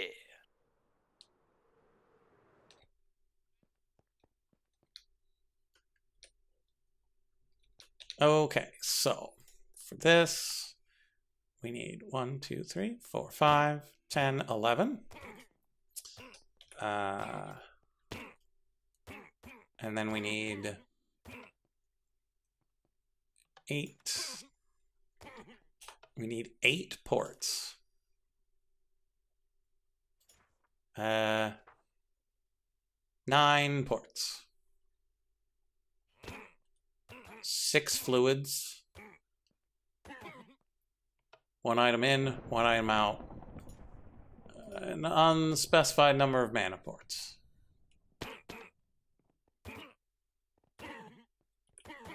I don't think it's just 1.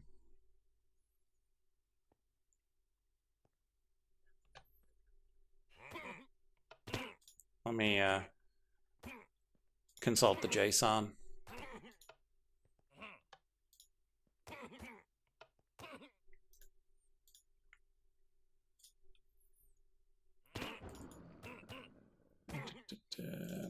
Machinery, enigmatic tree of life. Mana. 3. 3 mana ports.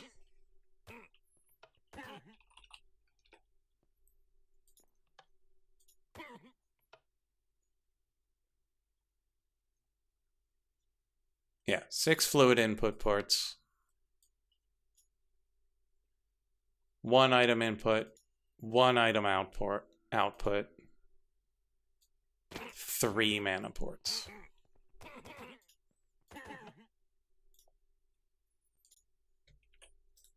So that's 6, 9, 10, 11 ports.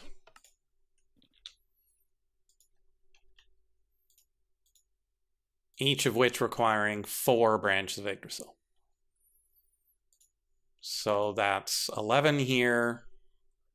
44 here is 55 branches of Yggdrasil. Should probably get that living wood running, because that's 330 of it.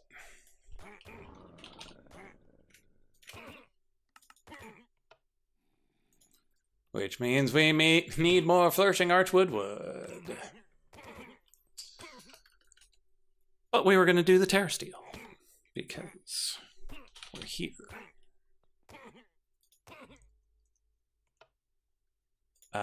Wait. That was 55 branches. Okay.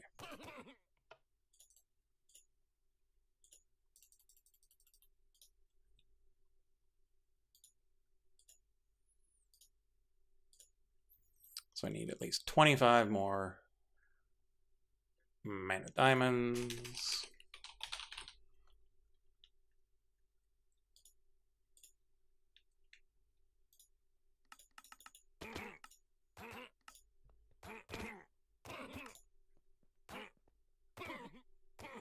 And then 36 more pearls. Oh, we got plenty of those.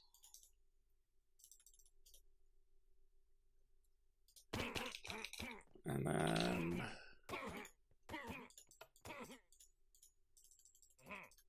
got plenty of iasnium, but we ain't got enough skyasnium. Thankfully, we still have more things of calling.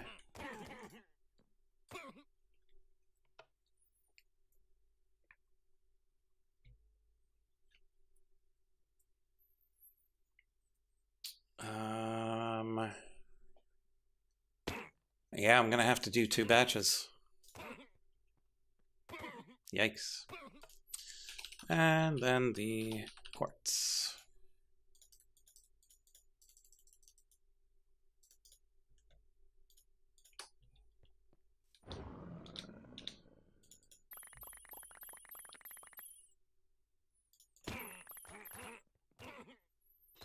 There's that. There's these.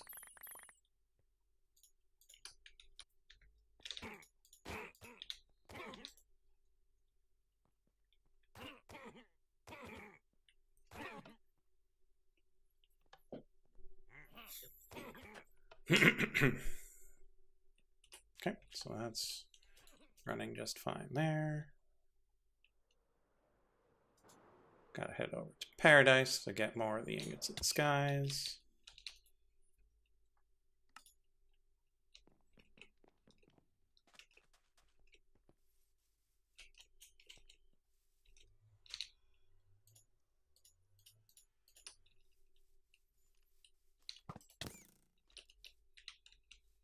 Yes, come get struck by lightning. It is a fun time.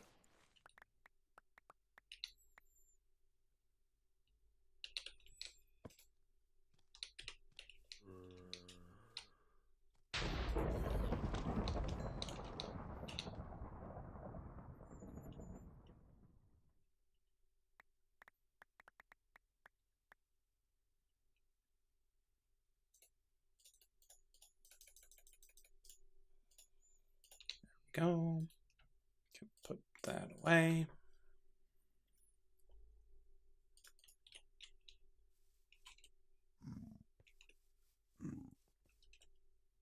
Let's head back, check on fuel production.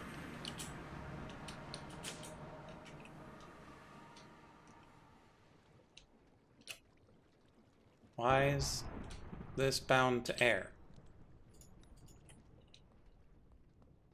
Did my reactor explode? I hope not. I had a thing attached to it that should have turned it off if it got close to exploding.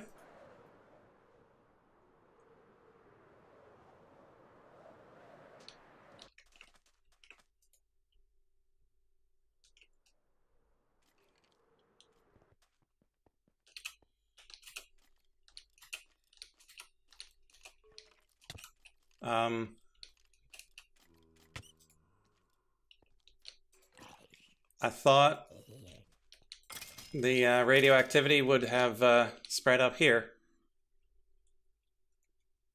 had it exploded.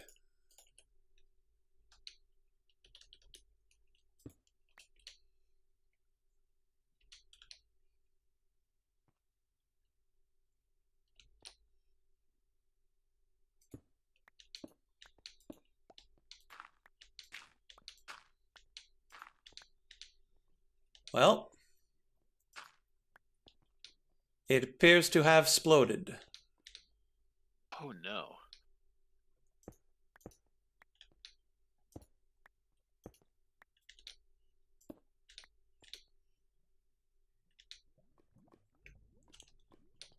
Why for explode? Also, why no nuclear fallout?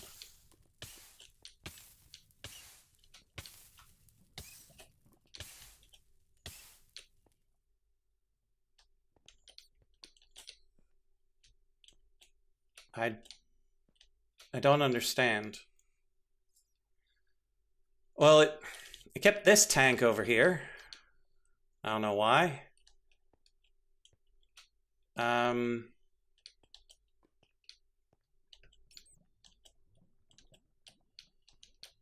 So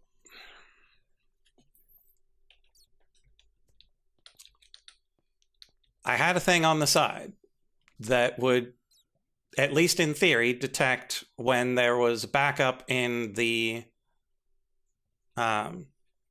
waste, and it would turn off the reactor if there is a waste backup.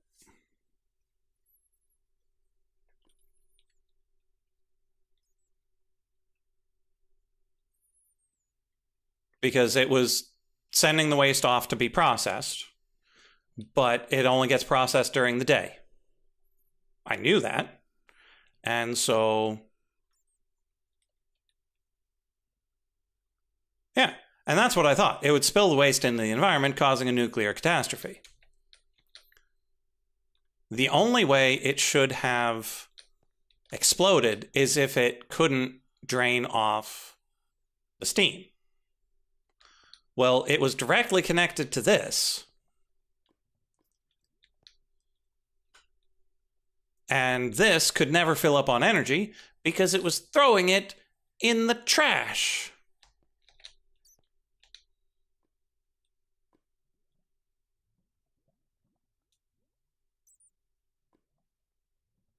And so it makes me think that the only way it could have is if it somehow was making energy faster than it could trash it. But even then, it shouldn't have been able to fill up in the amount of time it was running.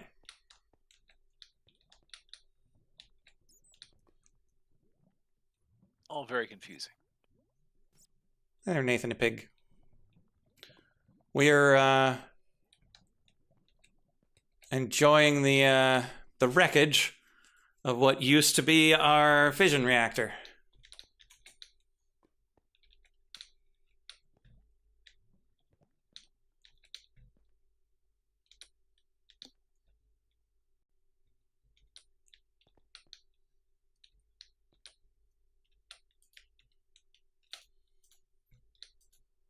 And I love the randomness of, like, which of these got destroyed and which ones didn't.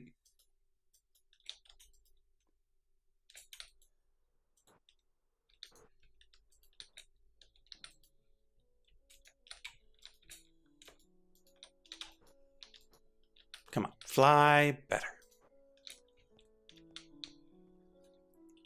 Okay.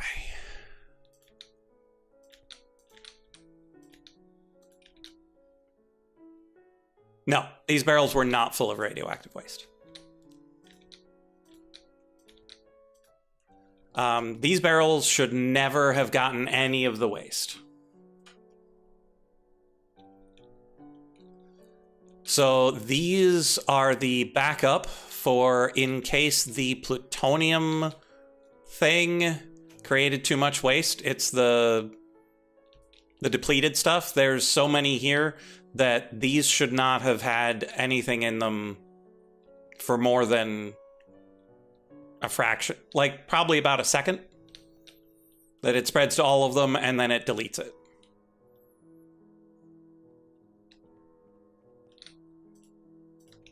And so maybe saying there was nothing in any of them is a little strong of a claim.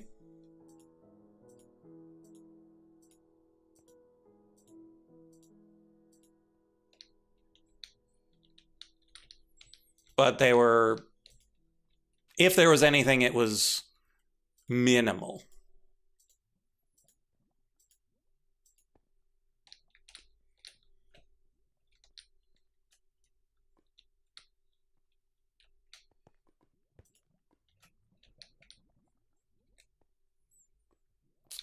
Okay, so this was connected down there. I think. Where was this connected to? Oh, there were two right here that would have connected in. So let's just crack this. We'll replace it later.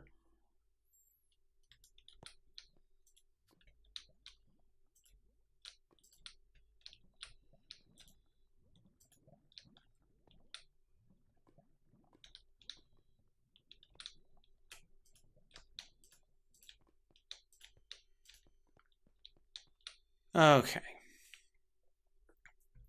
So at least the pipelines for this stuff is still intact.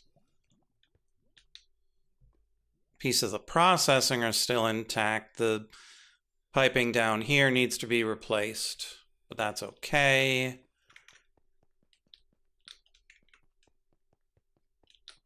It'll take some time to rebuild everything, but it's not a huge loss. I just need to know why it broke to prevent that in the future. The mystery and obtuseness is kind of the thing. Oh, and all the ultimate water pipes. I'm gonna miss those. No, well, that is an interesting question. Where's... Oh, I cut through that way.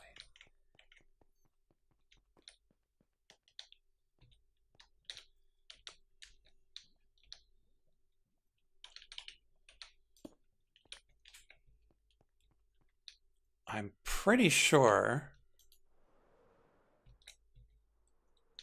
Yeah. Chuck, totally fine.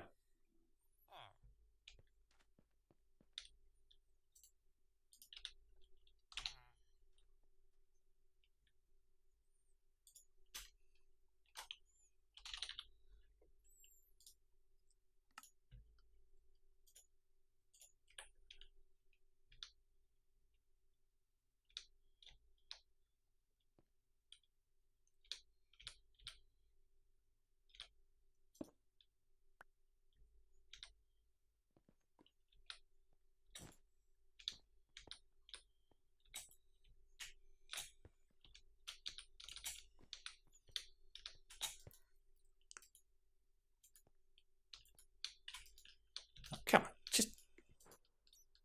Come on. Get up there. Stop right-clicking on barrels. Just get up there.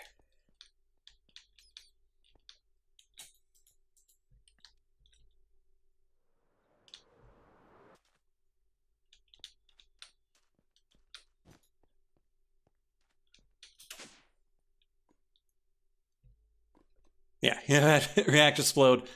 Never was it like this.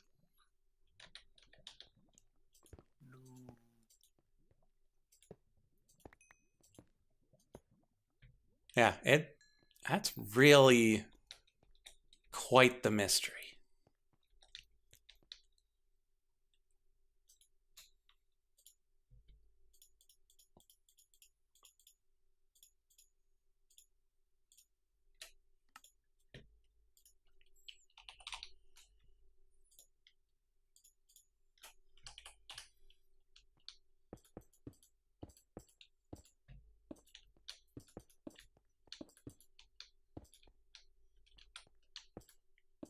And the time I spent making the walls real nice.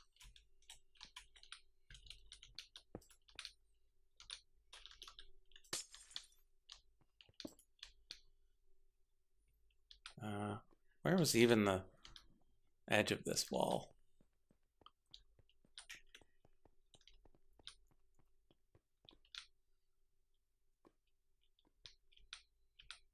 There. Behind the lava. Is there a way to remove the fog? Yes. If I get a particular hat, fairly certain we can remove the fog. Oh, from the Tomb set. Yeah.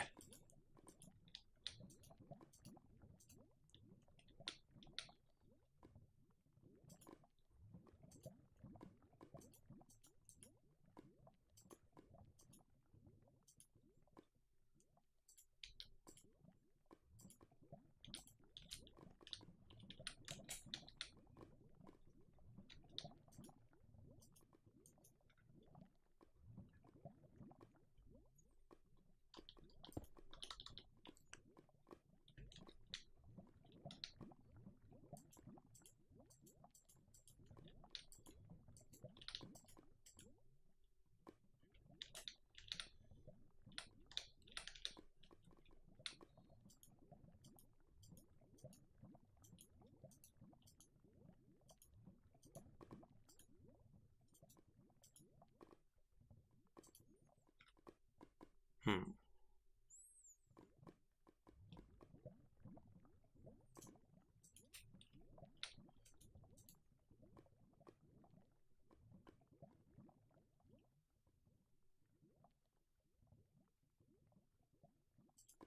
we still not managed to cut off the lava? I'm tempted to bust out a bucket of water and just turn it into obsidian and mine it all.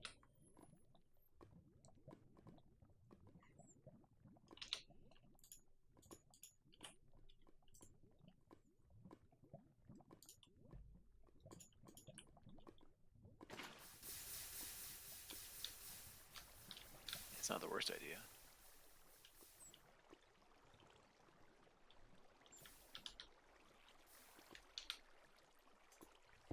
Arrow stability. I shoot things and they get resilience. Hilarious.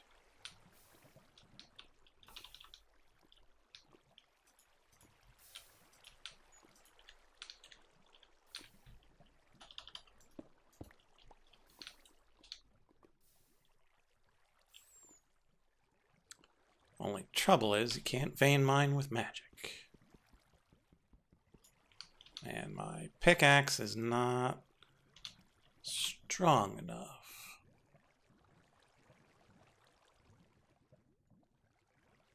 I don't want to use my other pickaxes. Plan abandoned.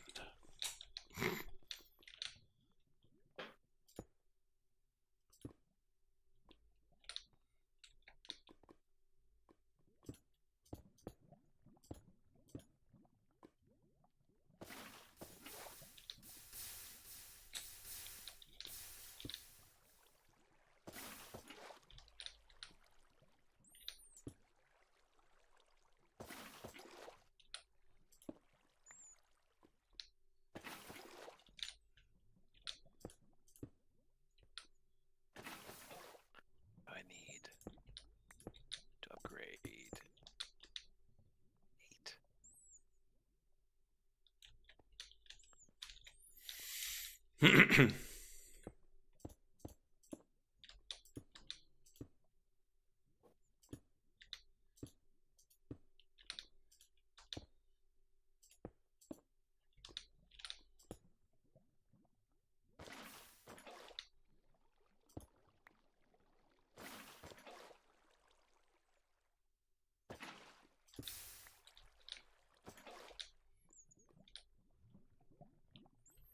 Okay, so the edge of... falling. One more. The actual edge of the wall should be right here. Yeah. Lava.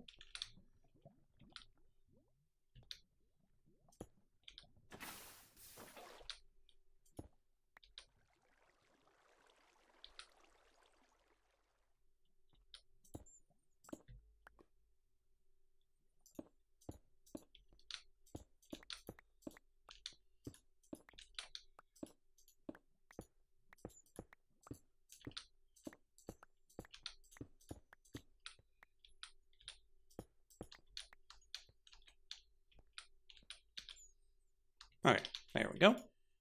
All sorted.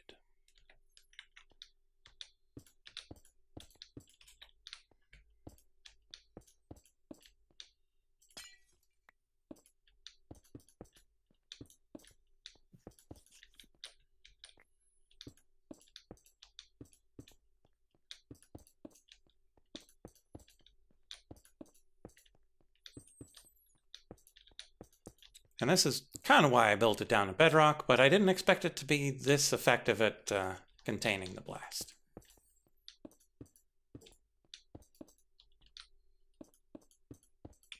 Ooh, sounds like my wife is off to sleep, so I will be right back. Okay.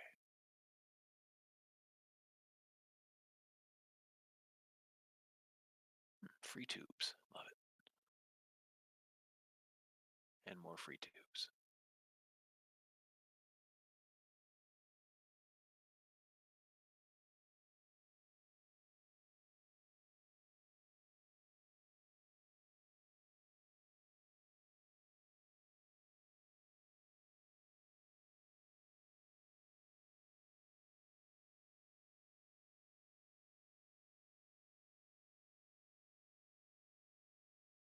Away.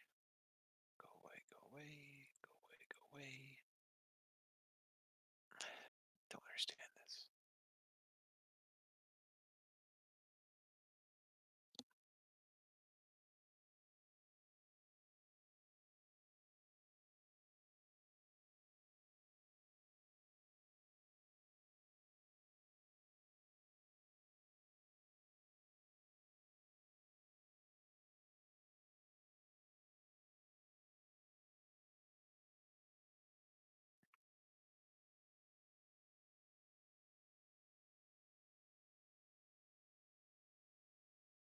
Can I make the controller? I feel like I'm kind of close.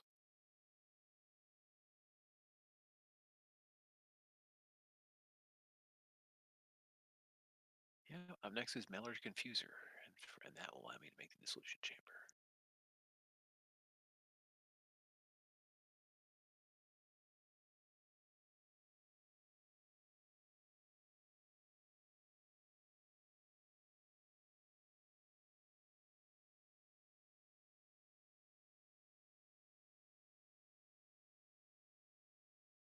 Hey, there we go.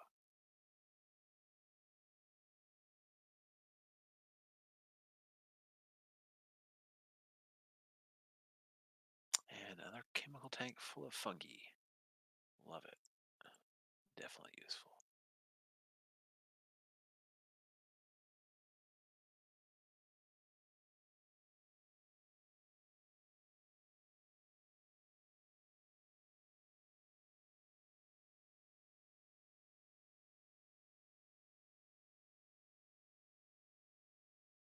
Oh, so lazy. What's the thing that you use in this to upgrade? Upgrade at mech.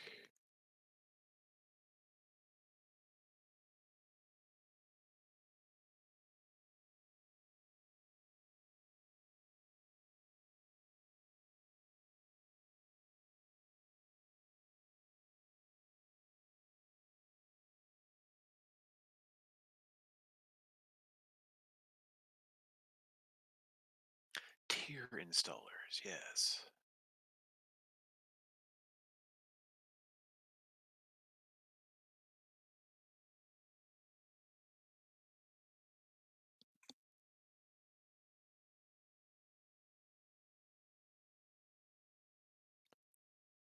Oh, of course the basic needs a dissolution chamber, but I'll be there pretty soon. And a bunch of junk. Refined seeding ingots. I might even want to pull the old osmium bee out at some point.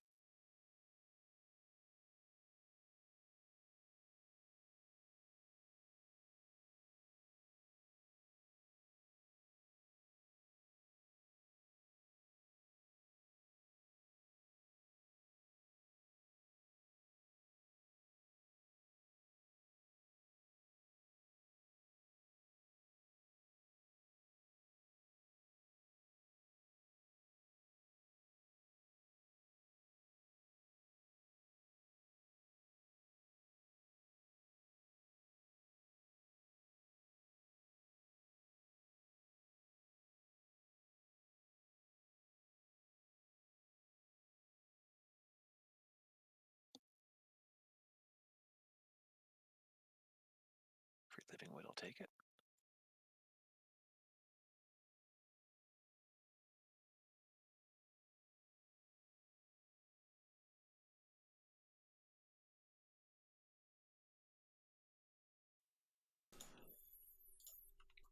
Okay, I have returned.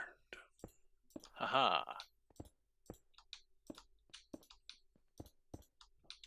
While you were gone, I accomplished little. All right, I haven't had your stream up. Is your stream up? Probably. It is.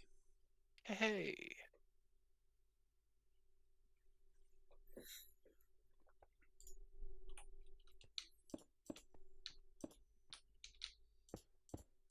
Oh, some porphyry survived.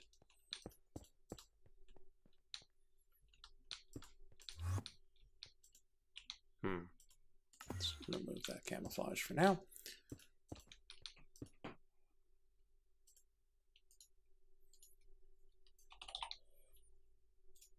Remember, kids, organizing your inventories for suckers. Just throw it all in a big pile and look for it later.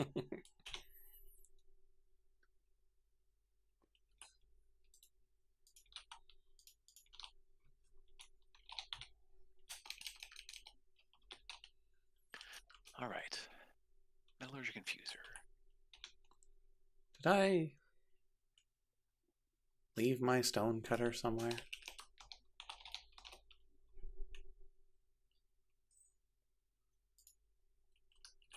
It's not like I can't afford another one. All right. Interact trophy. Where do you go? No.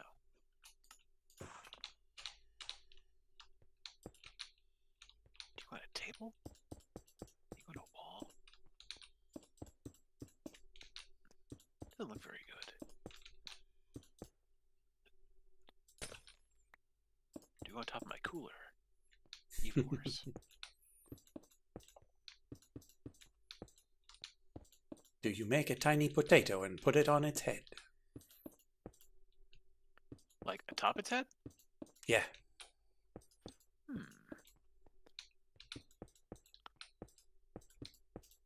Like he's proudly holding it up, but he has no arms.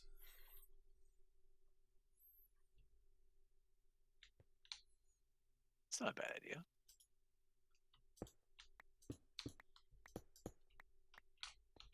Step 1, get a potato. Step 2, make it tiny.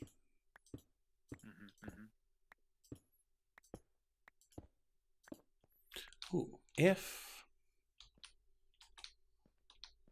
I look at this, I will know how tall it is. Because this was the top of it. So it was 15 down to 5. So it was only 10 tall.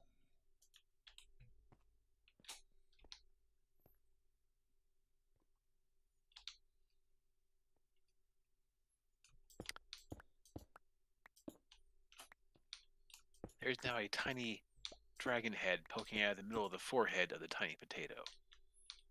I'll take it. Yeah, so where you hand it to them will change where they hold it. Oh.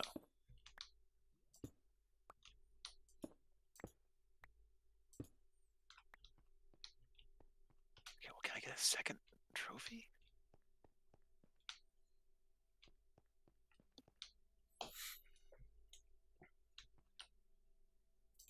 No, but I get this other trophy. Do I have any trophies laying around? No.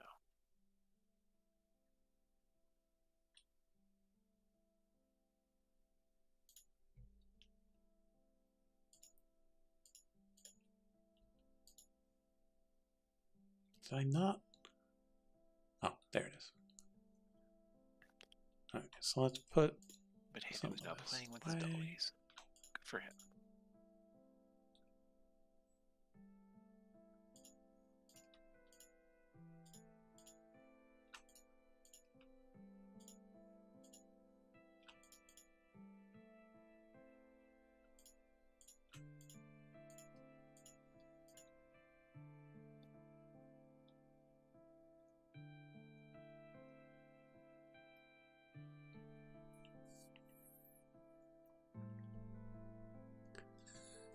Okay, so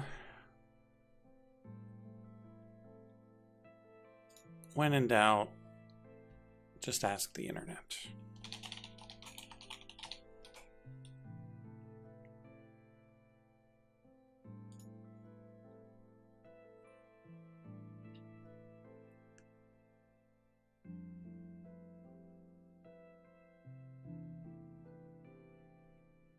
Because this was 5 tall, or 5 wide.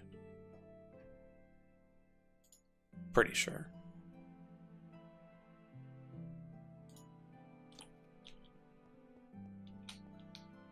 So we had a little bit of room there. This was 1, 2, 3, 4, 5. And then it was 1, 2, 3, 4, 5. And you had room on either side. It was 1, 2, 3, 4, 5. A little bit of room behind. Was it 5?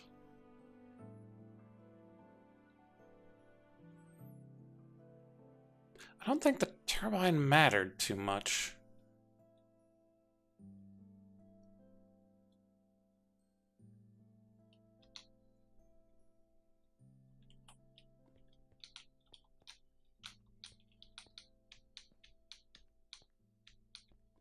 Looks like we could make it 7 by 7 and it would reach, but I don't think it was that big. Because the reactor would have only been 5 by 5. Because we definitely only had the 5 rods.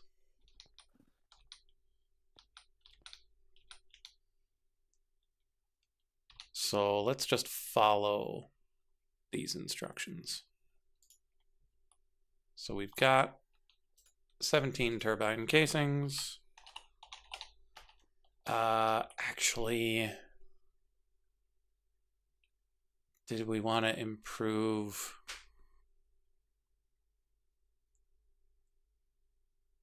Well, let's see what goes into the turbine casings.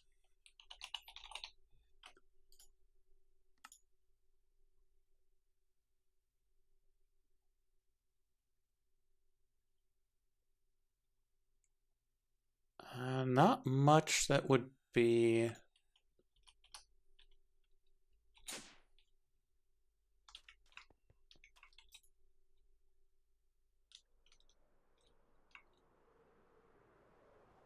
an issue from a pressure chamber standpoint, but it's saying I didn't have lithium dust, and that's a lie. Unless somehow I've run out of lithium, which should be a lie. Because I should have hundreds of buckets of lithium. Got 72, which implies that this isn't currently doing its job.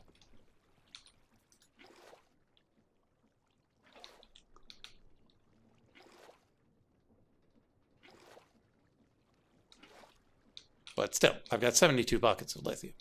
I should be able to get like the lithium dust, no problem.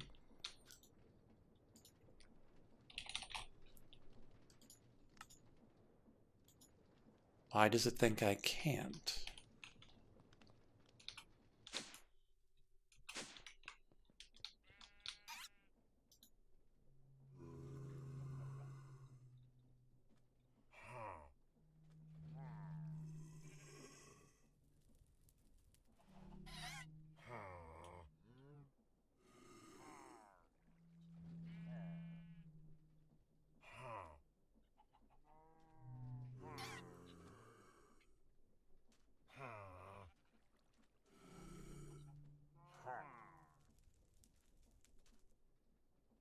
Okay, coal coke dust.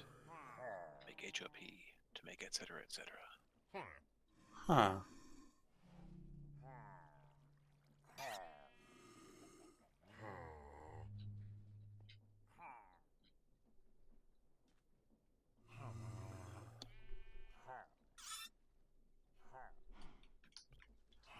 Why is there... Oh. This got disconnected when I took that one out. Okay. Now I'm picking up what you're putting down.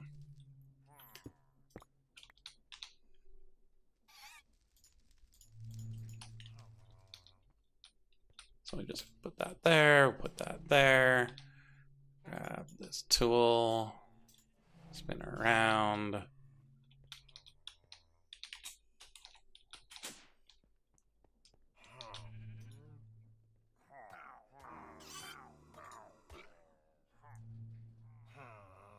Oh, I probably didn't put the pattern back in. There we go. Now we've got lithium dust. Okay, so I've got 17. I need 117. So let's get to making 100 of these.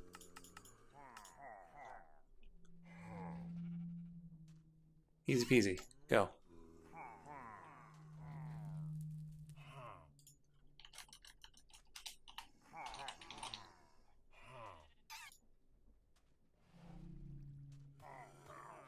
Let's see. We need 4 of these, so we'll need 12 more infused alloy.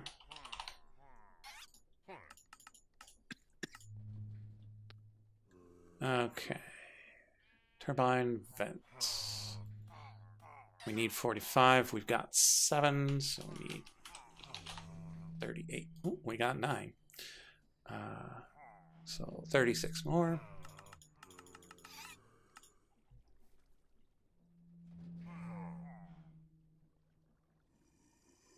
Good to go.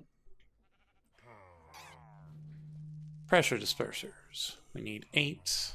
We've got 1.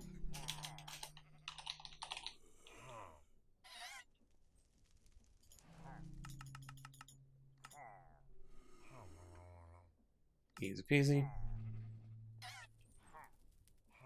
Saturating condensers. We need 12 more.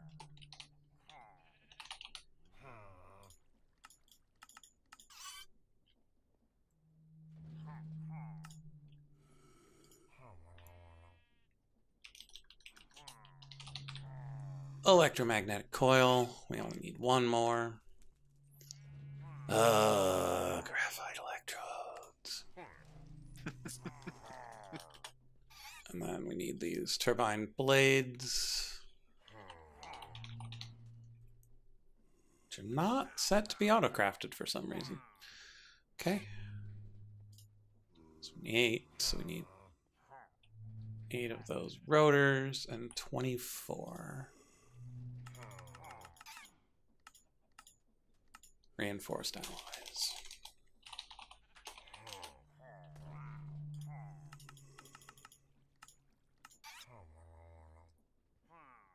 And then a rotational complex.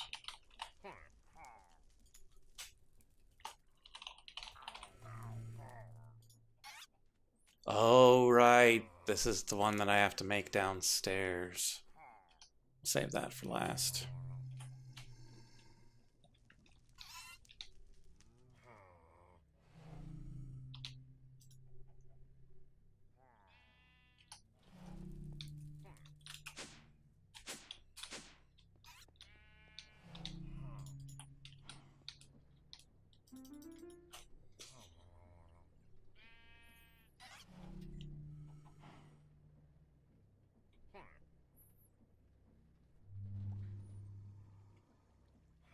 Ooh, Elden Ring is on sale. Oh yeah, that's right. The Steam sale has just started up. Although, yeah, I haven't bought anything for a Steam sale in a while because it's, I don't know, it's not as fun anymore. It feels like, I don't know why. Although I have been meaning to pick up shoot, what's it called? Oh, it's an RPG. It's a weird name. Disco Elysium. Oh, yeah. I've heard a lot of good stuff about it. Me too. Someday.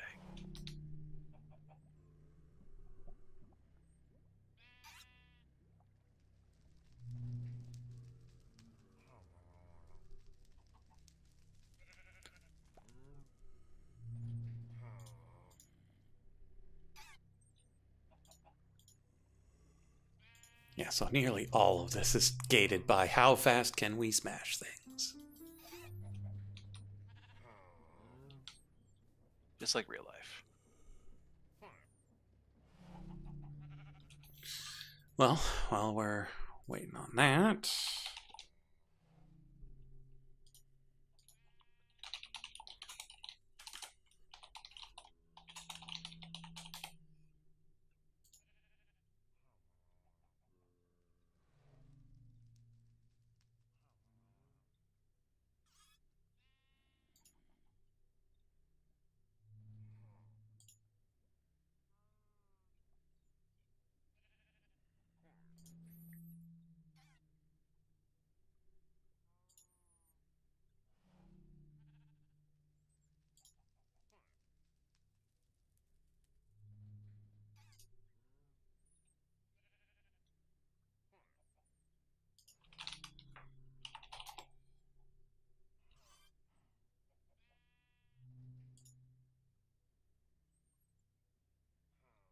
Really, fission reactor doesn't have a page on the same wiki as the industrial turbine, which gave really good numbers.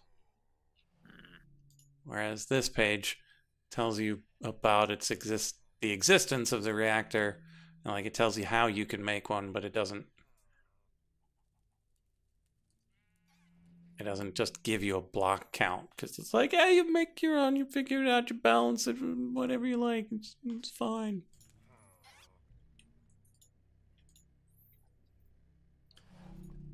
Profoundly unhelpful, it sounds like. Just a bit. And so, let's see. For the reactor casings, we're making it 5x5, and making it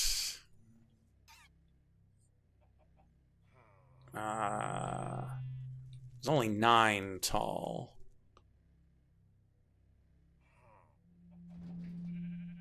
For the turbine. And so the control rods will only be 7 tall. So that's 28. So that's 78 of these. Let's double check that math. 5x5 25 is 50 plus 7x4, 78. Let's go.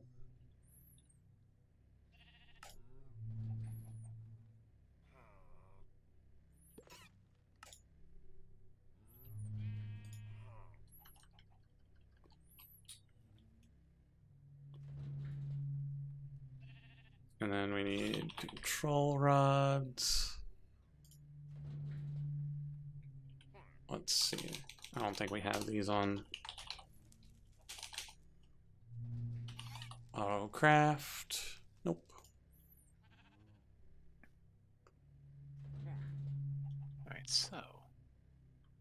These control circuits. Fluid storage briefly.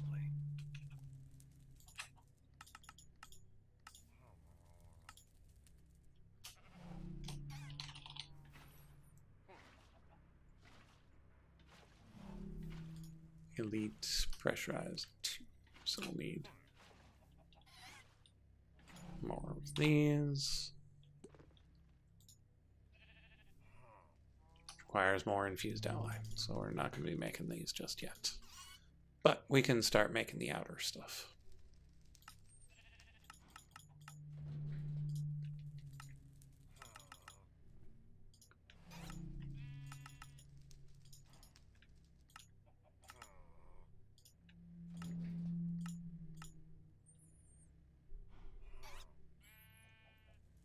And then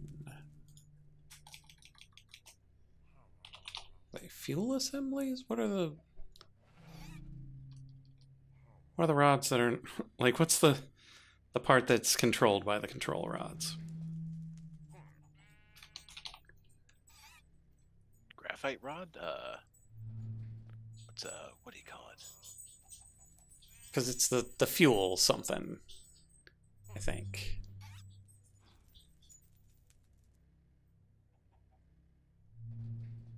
There are a few rods in the control rods. The in real life. fission fuel assembly.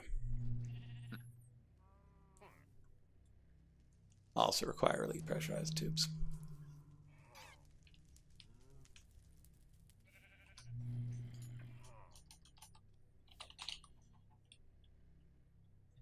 Why didn't I put those in the autocraft? Oh, I probably did and then removed them after I was done.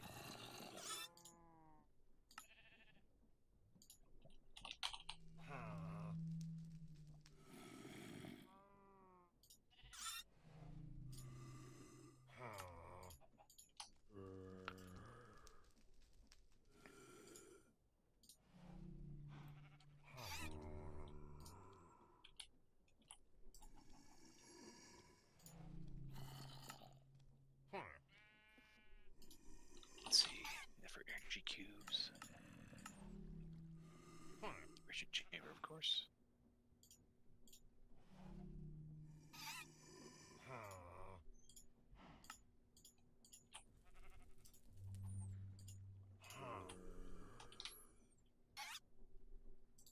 That's for the unbreakable electrodes.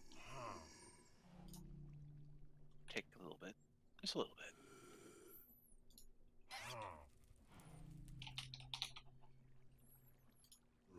Okay, so we need 5 of these.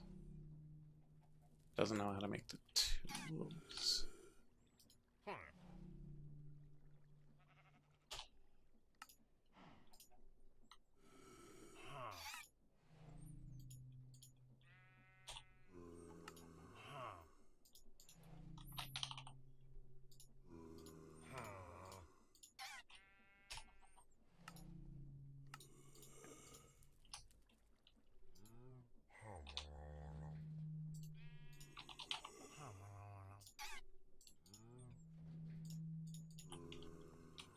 I wonder if I have any mechanism upgrades laying around. I doubt I do, but you never know.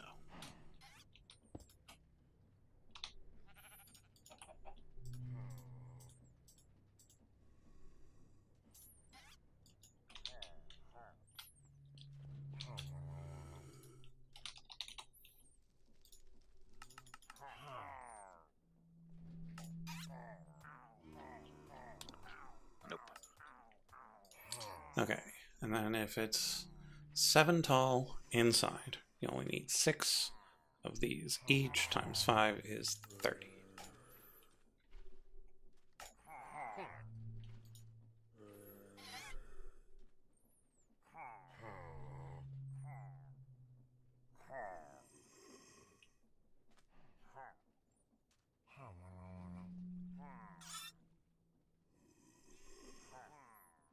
Okay, and then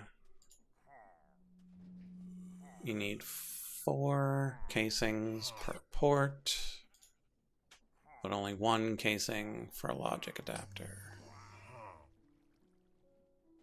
Which means I need 10 more casings.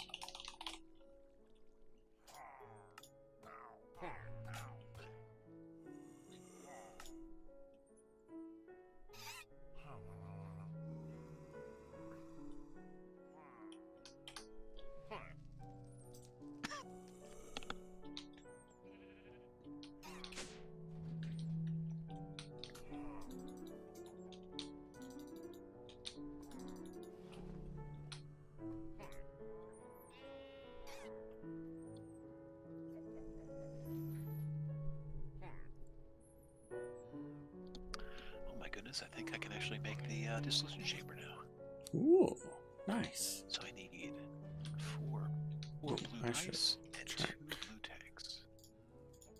This. Wow. Still real good on levels.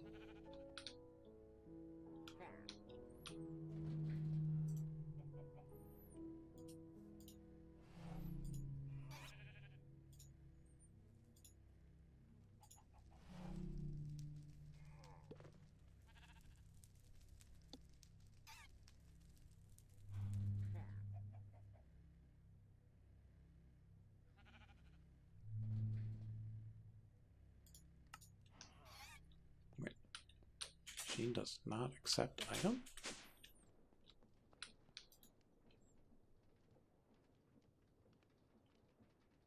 Oh, right. We moved.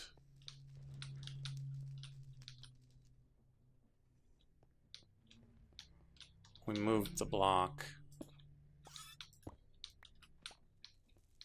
But we didn't move the importer.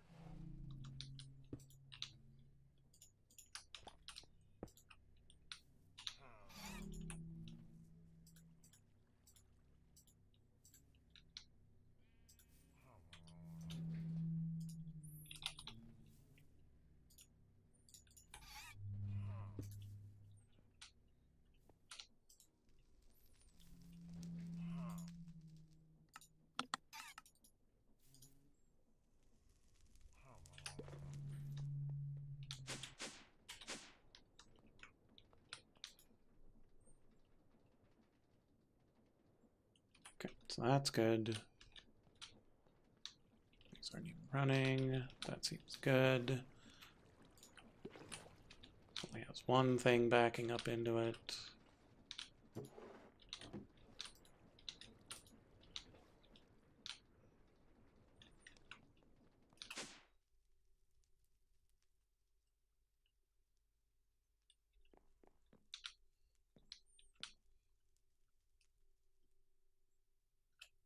Wow. The energized steel converts so fast that it doesn't always show the lightning bolt, like the zap lines.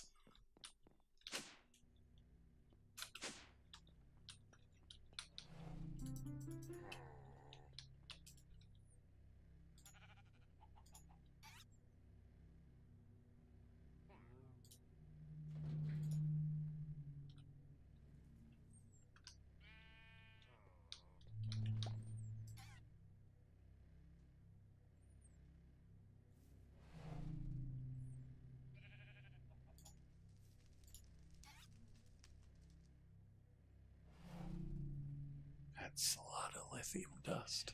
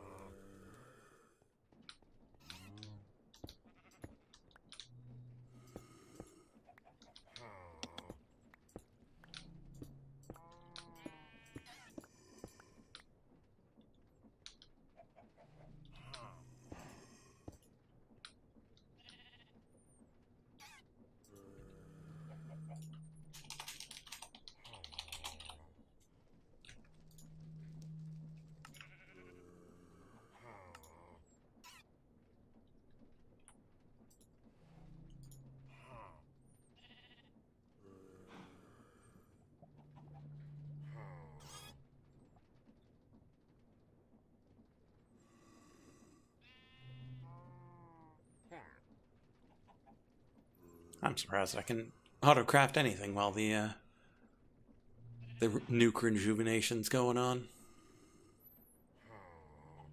But apparently the induction smelter is not overloaded.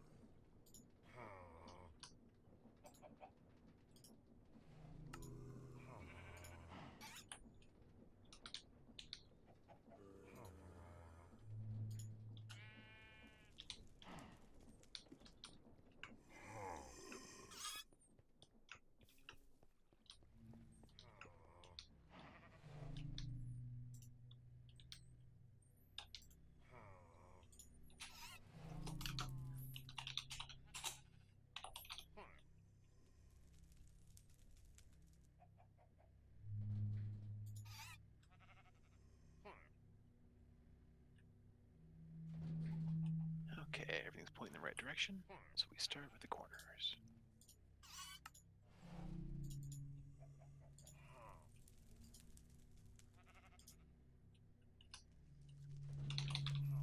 Smart chest goes in the middle.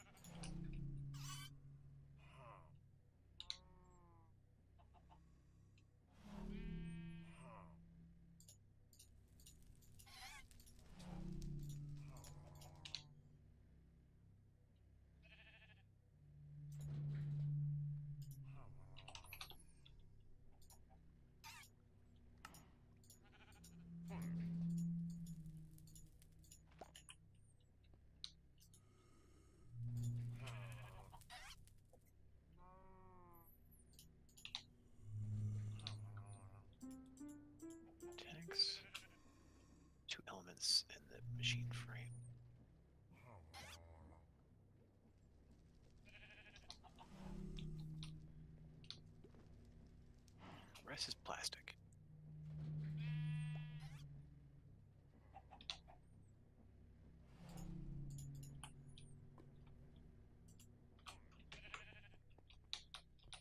Oh boy, oh boy, oh boy.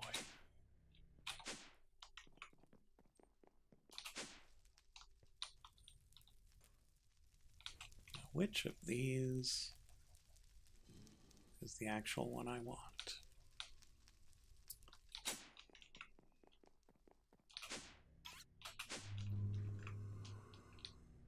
$61.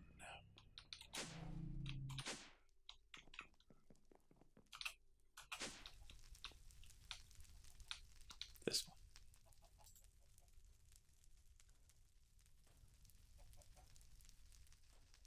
Does that work?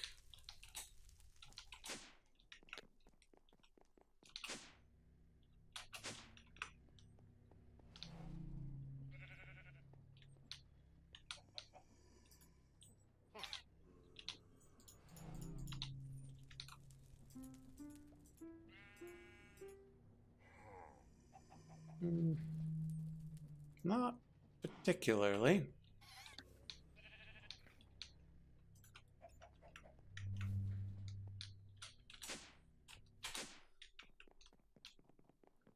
You put multiple flux augments? Why can't you put multiple integral components? Because they're integral. I guess.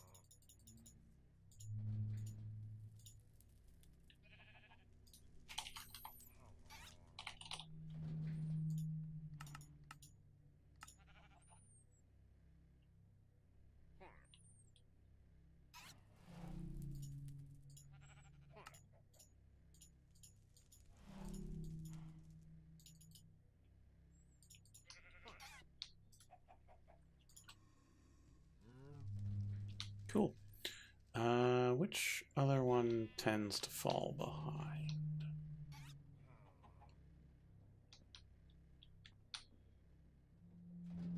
I mean, all the rest are generally fine.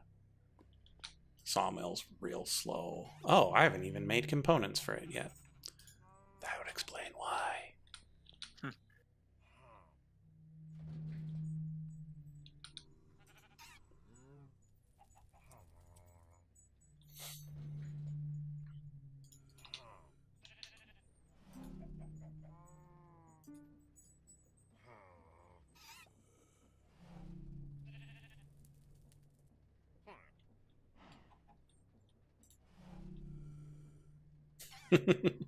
Now look at it go.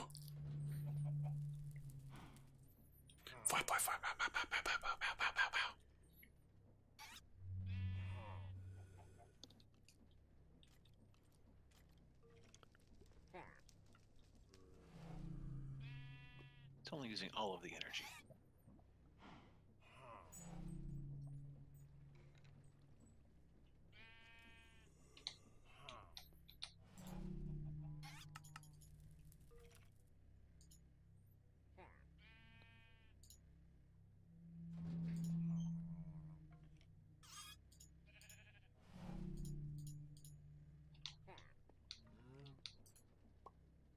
But yeah, it's a much better machine now. I somehow had hovered over that before, but didn't read the tooltip, because base power plus 100% doesn't strike me as increasing the process speed, but the tooltip says increases process speed.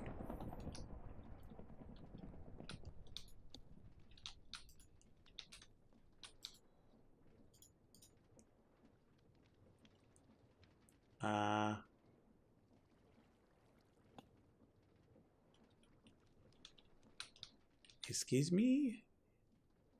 There's nothing. It is not processing.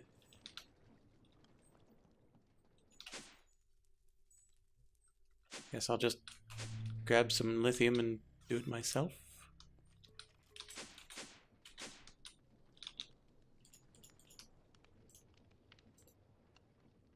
Guess I'll pull up some lithium and have to do it myself. Put on my boots.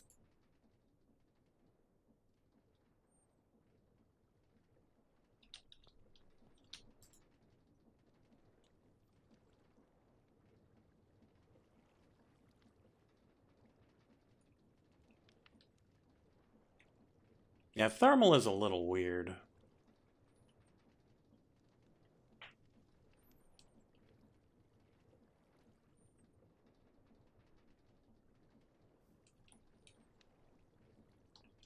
But yeah, I should probably make a few more of those and put them in the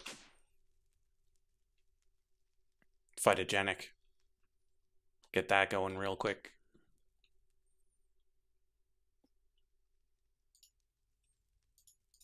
Okay, so that is thinking about things. Let's kill it.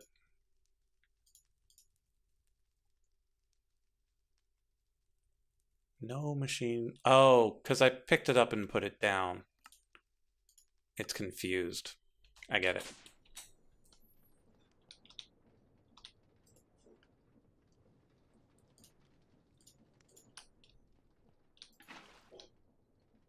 Uh-oh.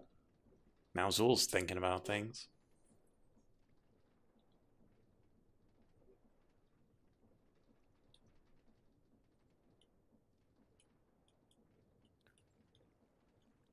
What's he thinking about?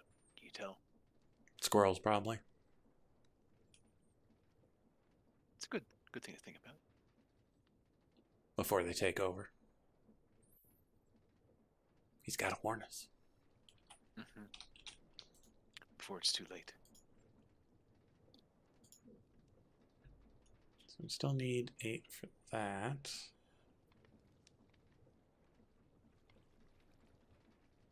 How many more do we need for anything else?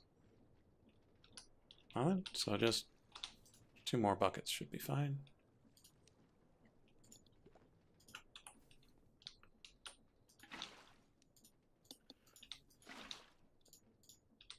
Energized smelter, huh?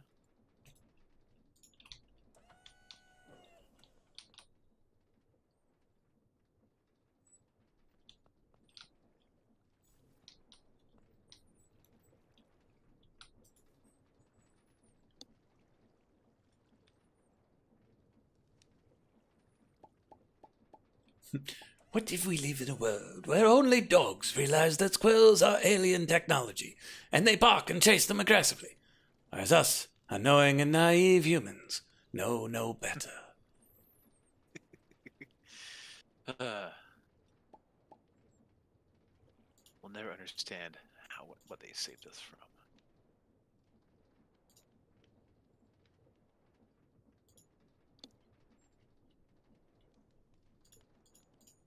So this one just has things stored, so we'd cancel.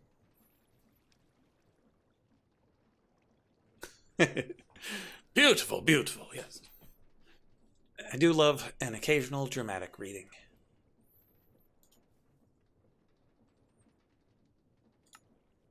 Hold for applause and Scene.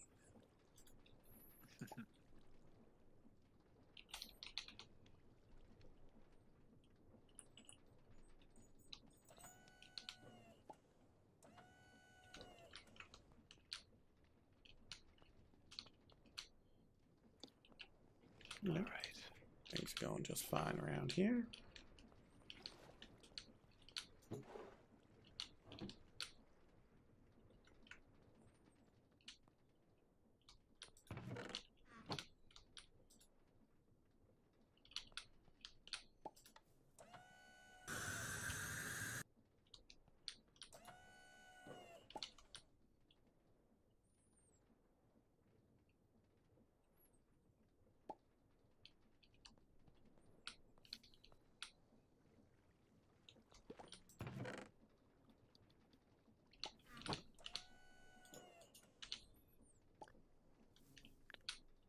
Finishing frame, gears, control circuits. Oh my.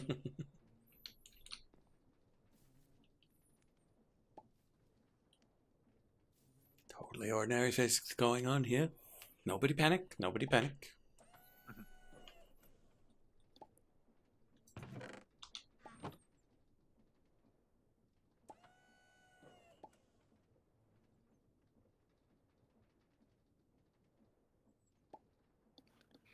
Oh, I also didn't upgrade that set of drawers next to the phytogenic insulator.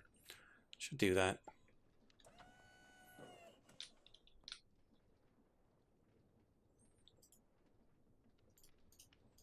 While those finish up.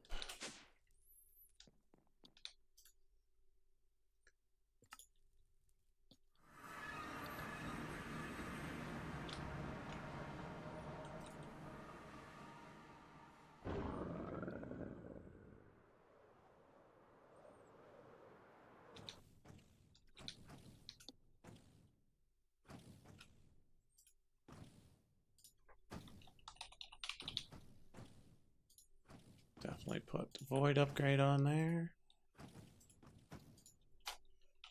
Oh, 2 free finishing frames. Always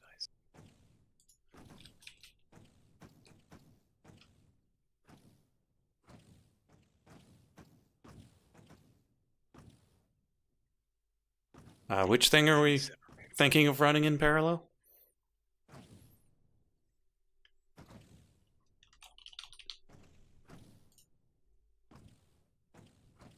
Oh, really? That's what that takes, huh?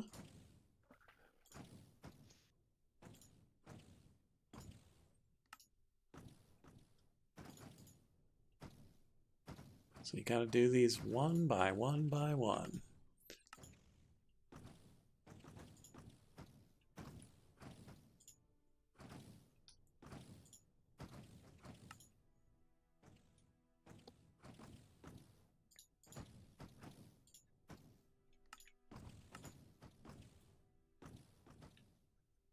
Oh, the Mattercraft assembly. They've got a bigger, better one that I should probably make.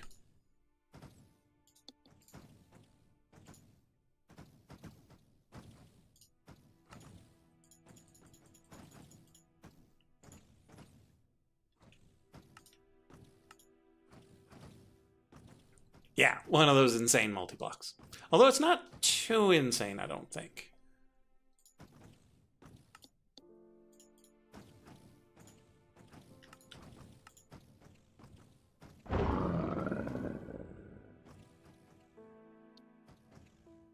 It's probably not going to fit there anymore. But that's okay. We can make a new space. We can upgrade our pressure chamber. Make it the appropriate size or something. What? No. No. No, surely not. No, no, no. Insane. You madman.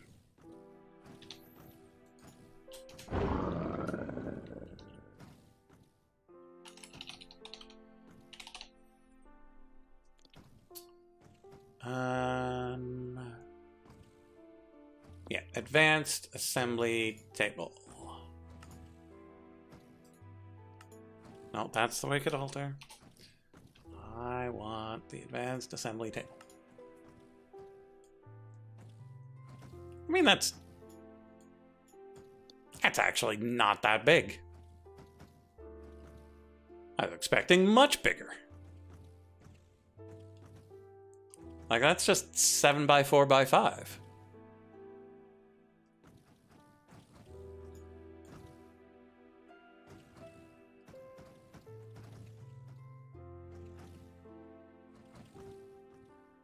It's downright reasonable. How could you make something so reasonable, pack makers? We don't believe in reasonable around here. And like, none of the blocks even look all that crazy. Except for the fact you probably have to pull the pressure in from the bottom, but that's a whole other thing.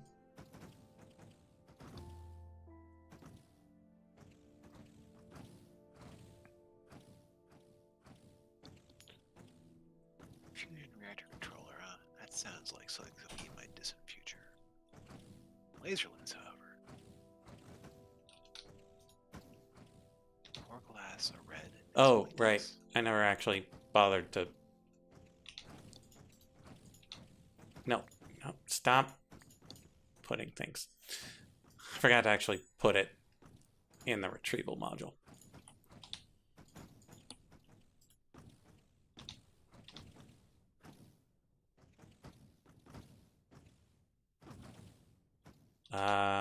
Do I have a drawer key? There's definitely a drawer key in your multi-tool. Oh, is there? Oh, there is. Yes. Lock it.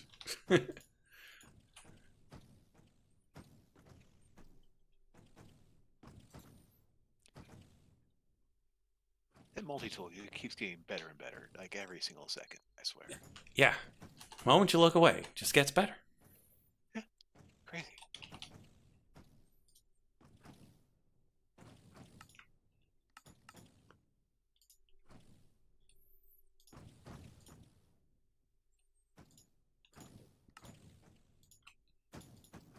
I can make red dye with beets? Oh, man.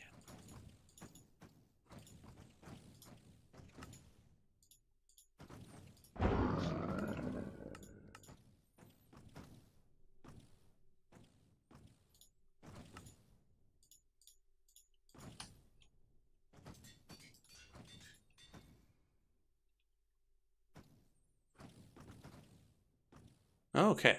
Now it's taking 320 RF per tick. Much better.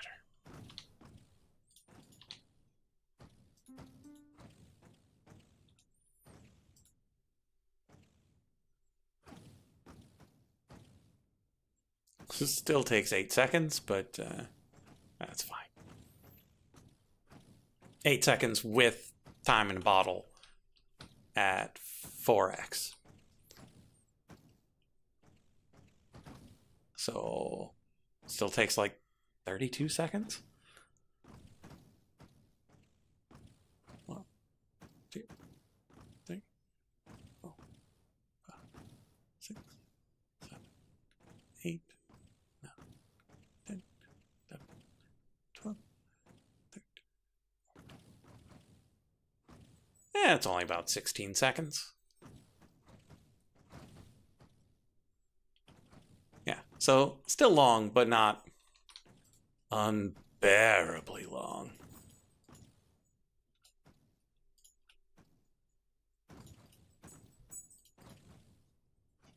Oh, hey there, Zol. You want to go out? Yeah, you probably do.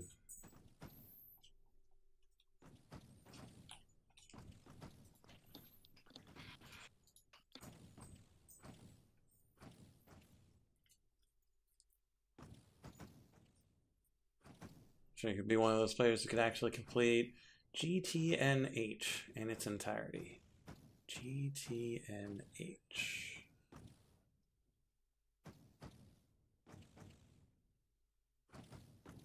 Now I'm just picturing Game of Thrones New Horizon, but like it's a Game of Thrones themed Animal Crossing game.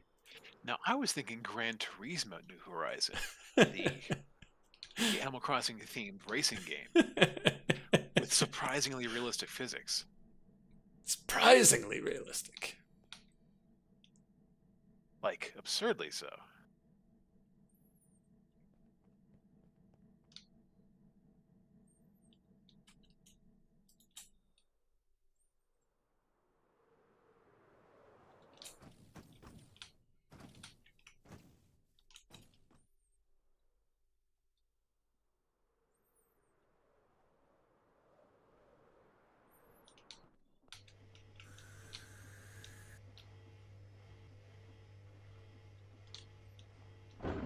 How are we doing on?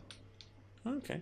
We've only got one full thing of honey and more than half of the next one.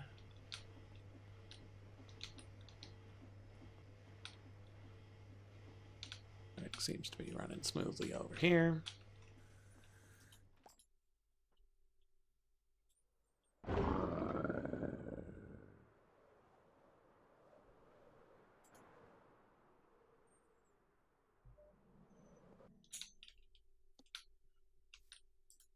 Oh, we actually used some of our power.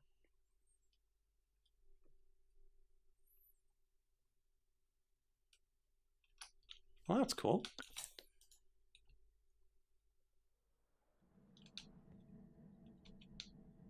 So let's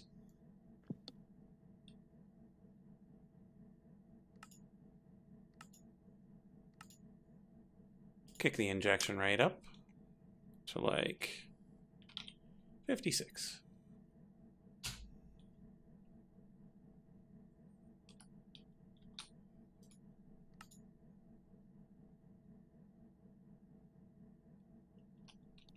Heat will rise, water will fall, steam will rise.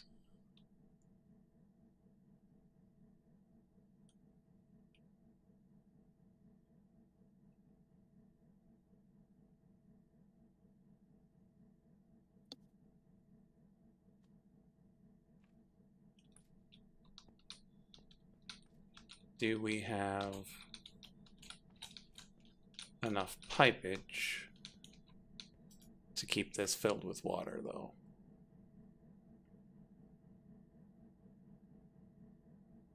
Eight, 3, 4, 303. And these 5.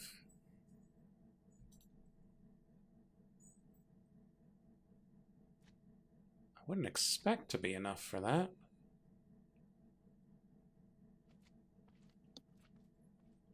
So yeah, Savage Corn, we hadn't hadn't actually talked about this, but the passive generation of this fusion reactor is 43,000 phi per tick.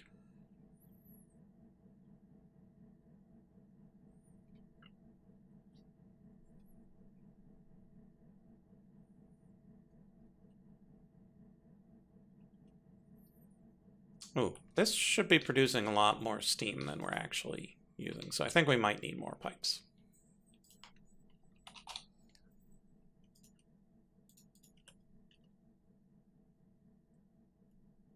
Yeah, that's like really bad for running at 56. Like, really, really bad.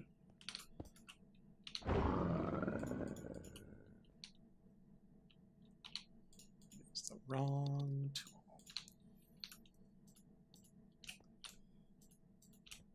They nerfed the bejesus out of it.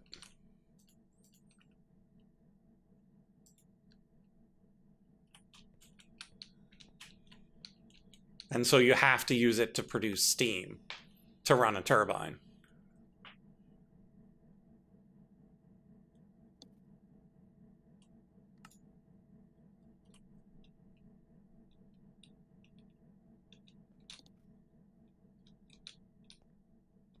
Yeah, so you have to cool it to be able to get the steam to run a turbine to get something resembling reasonable power.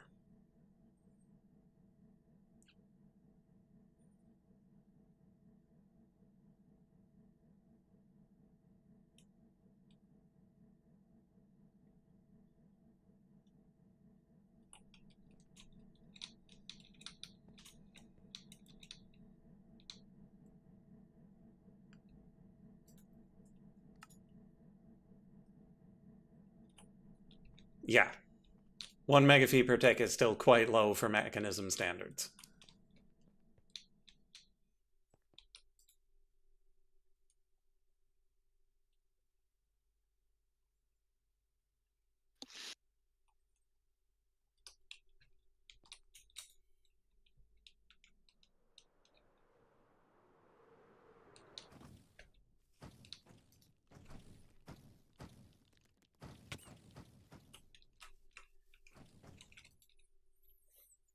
And so at some point, I'll figure out how high it can run while keeping these completely topped off.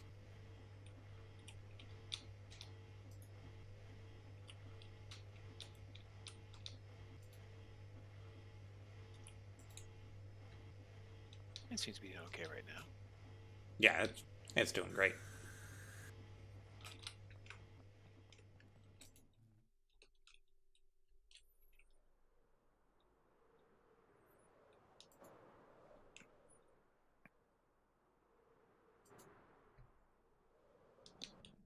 Okay, so yeah, so the max flow for this is 15 million.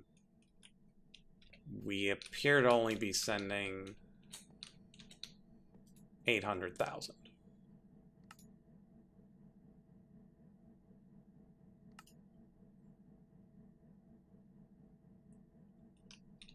Maybe. It's hard to tell. Yeah. So that's the actual flow rate. We have steam to spare.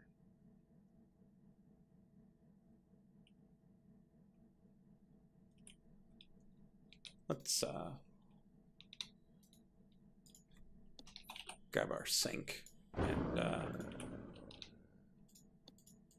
fill up this water supply real quick.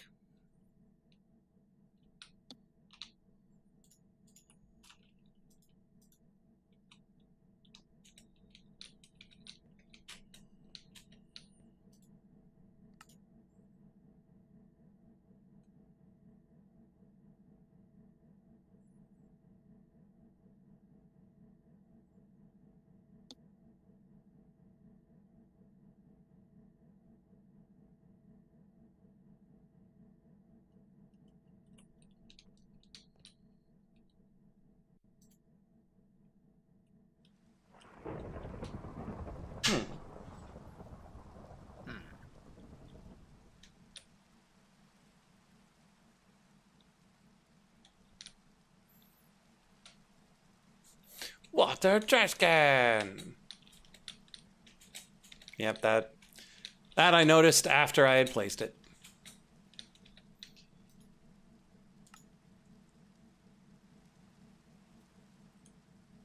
All right. Well, Java seems to have crashed on me, so. Oh no. Yeah.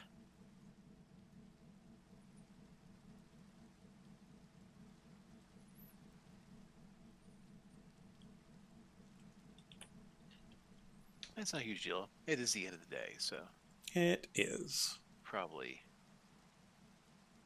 Hey, let's get headling and continue on with my fluid laser wackiness later. That's probably wise. And I think... Okay, so this is all done. And this is all done. So I've made most of the things necessary for rebuilding my fission setup. I might do the actual building off stream. We'll see. So yeah, that was a weird thing to have happen today. Threw me right off course for what I was going to do, but it gives us time for the oak leaves. Yeah, I understand how having everything blow up in front of you while you weren't looking quite hard enough can really set you back, really, throw you off kilter a bit. Yeah, just distract you a bit. There's a chance of a stream this weekend, because big old holiday. If there is, it's not going to be Minecraft. Might be Hades or Lantern Bearer or something.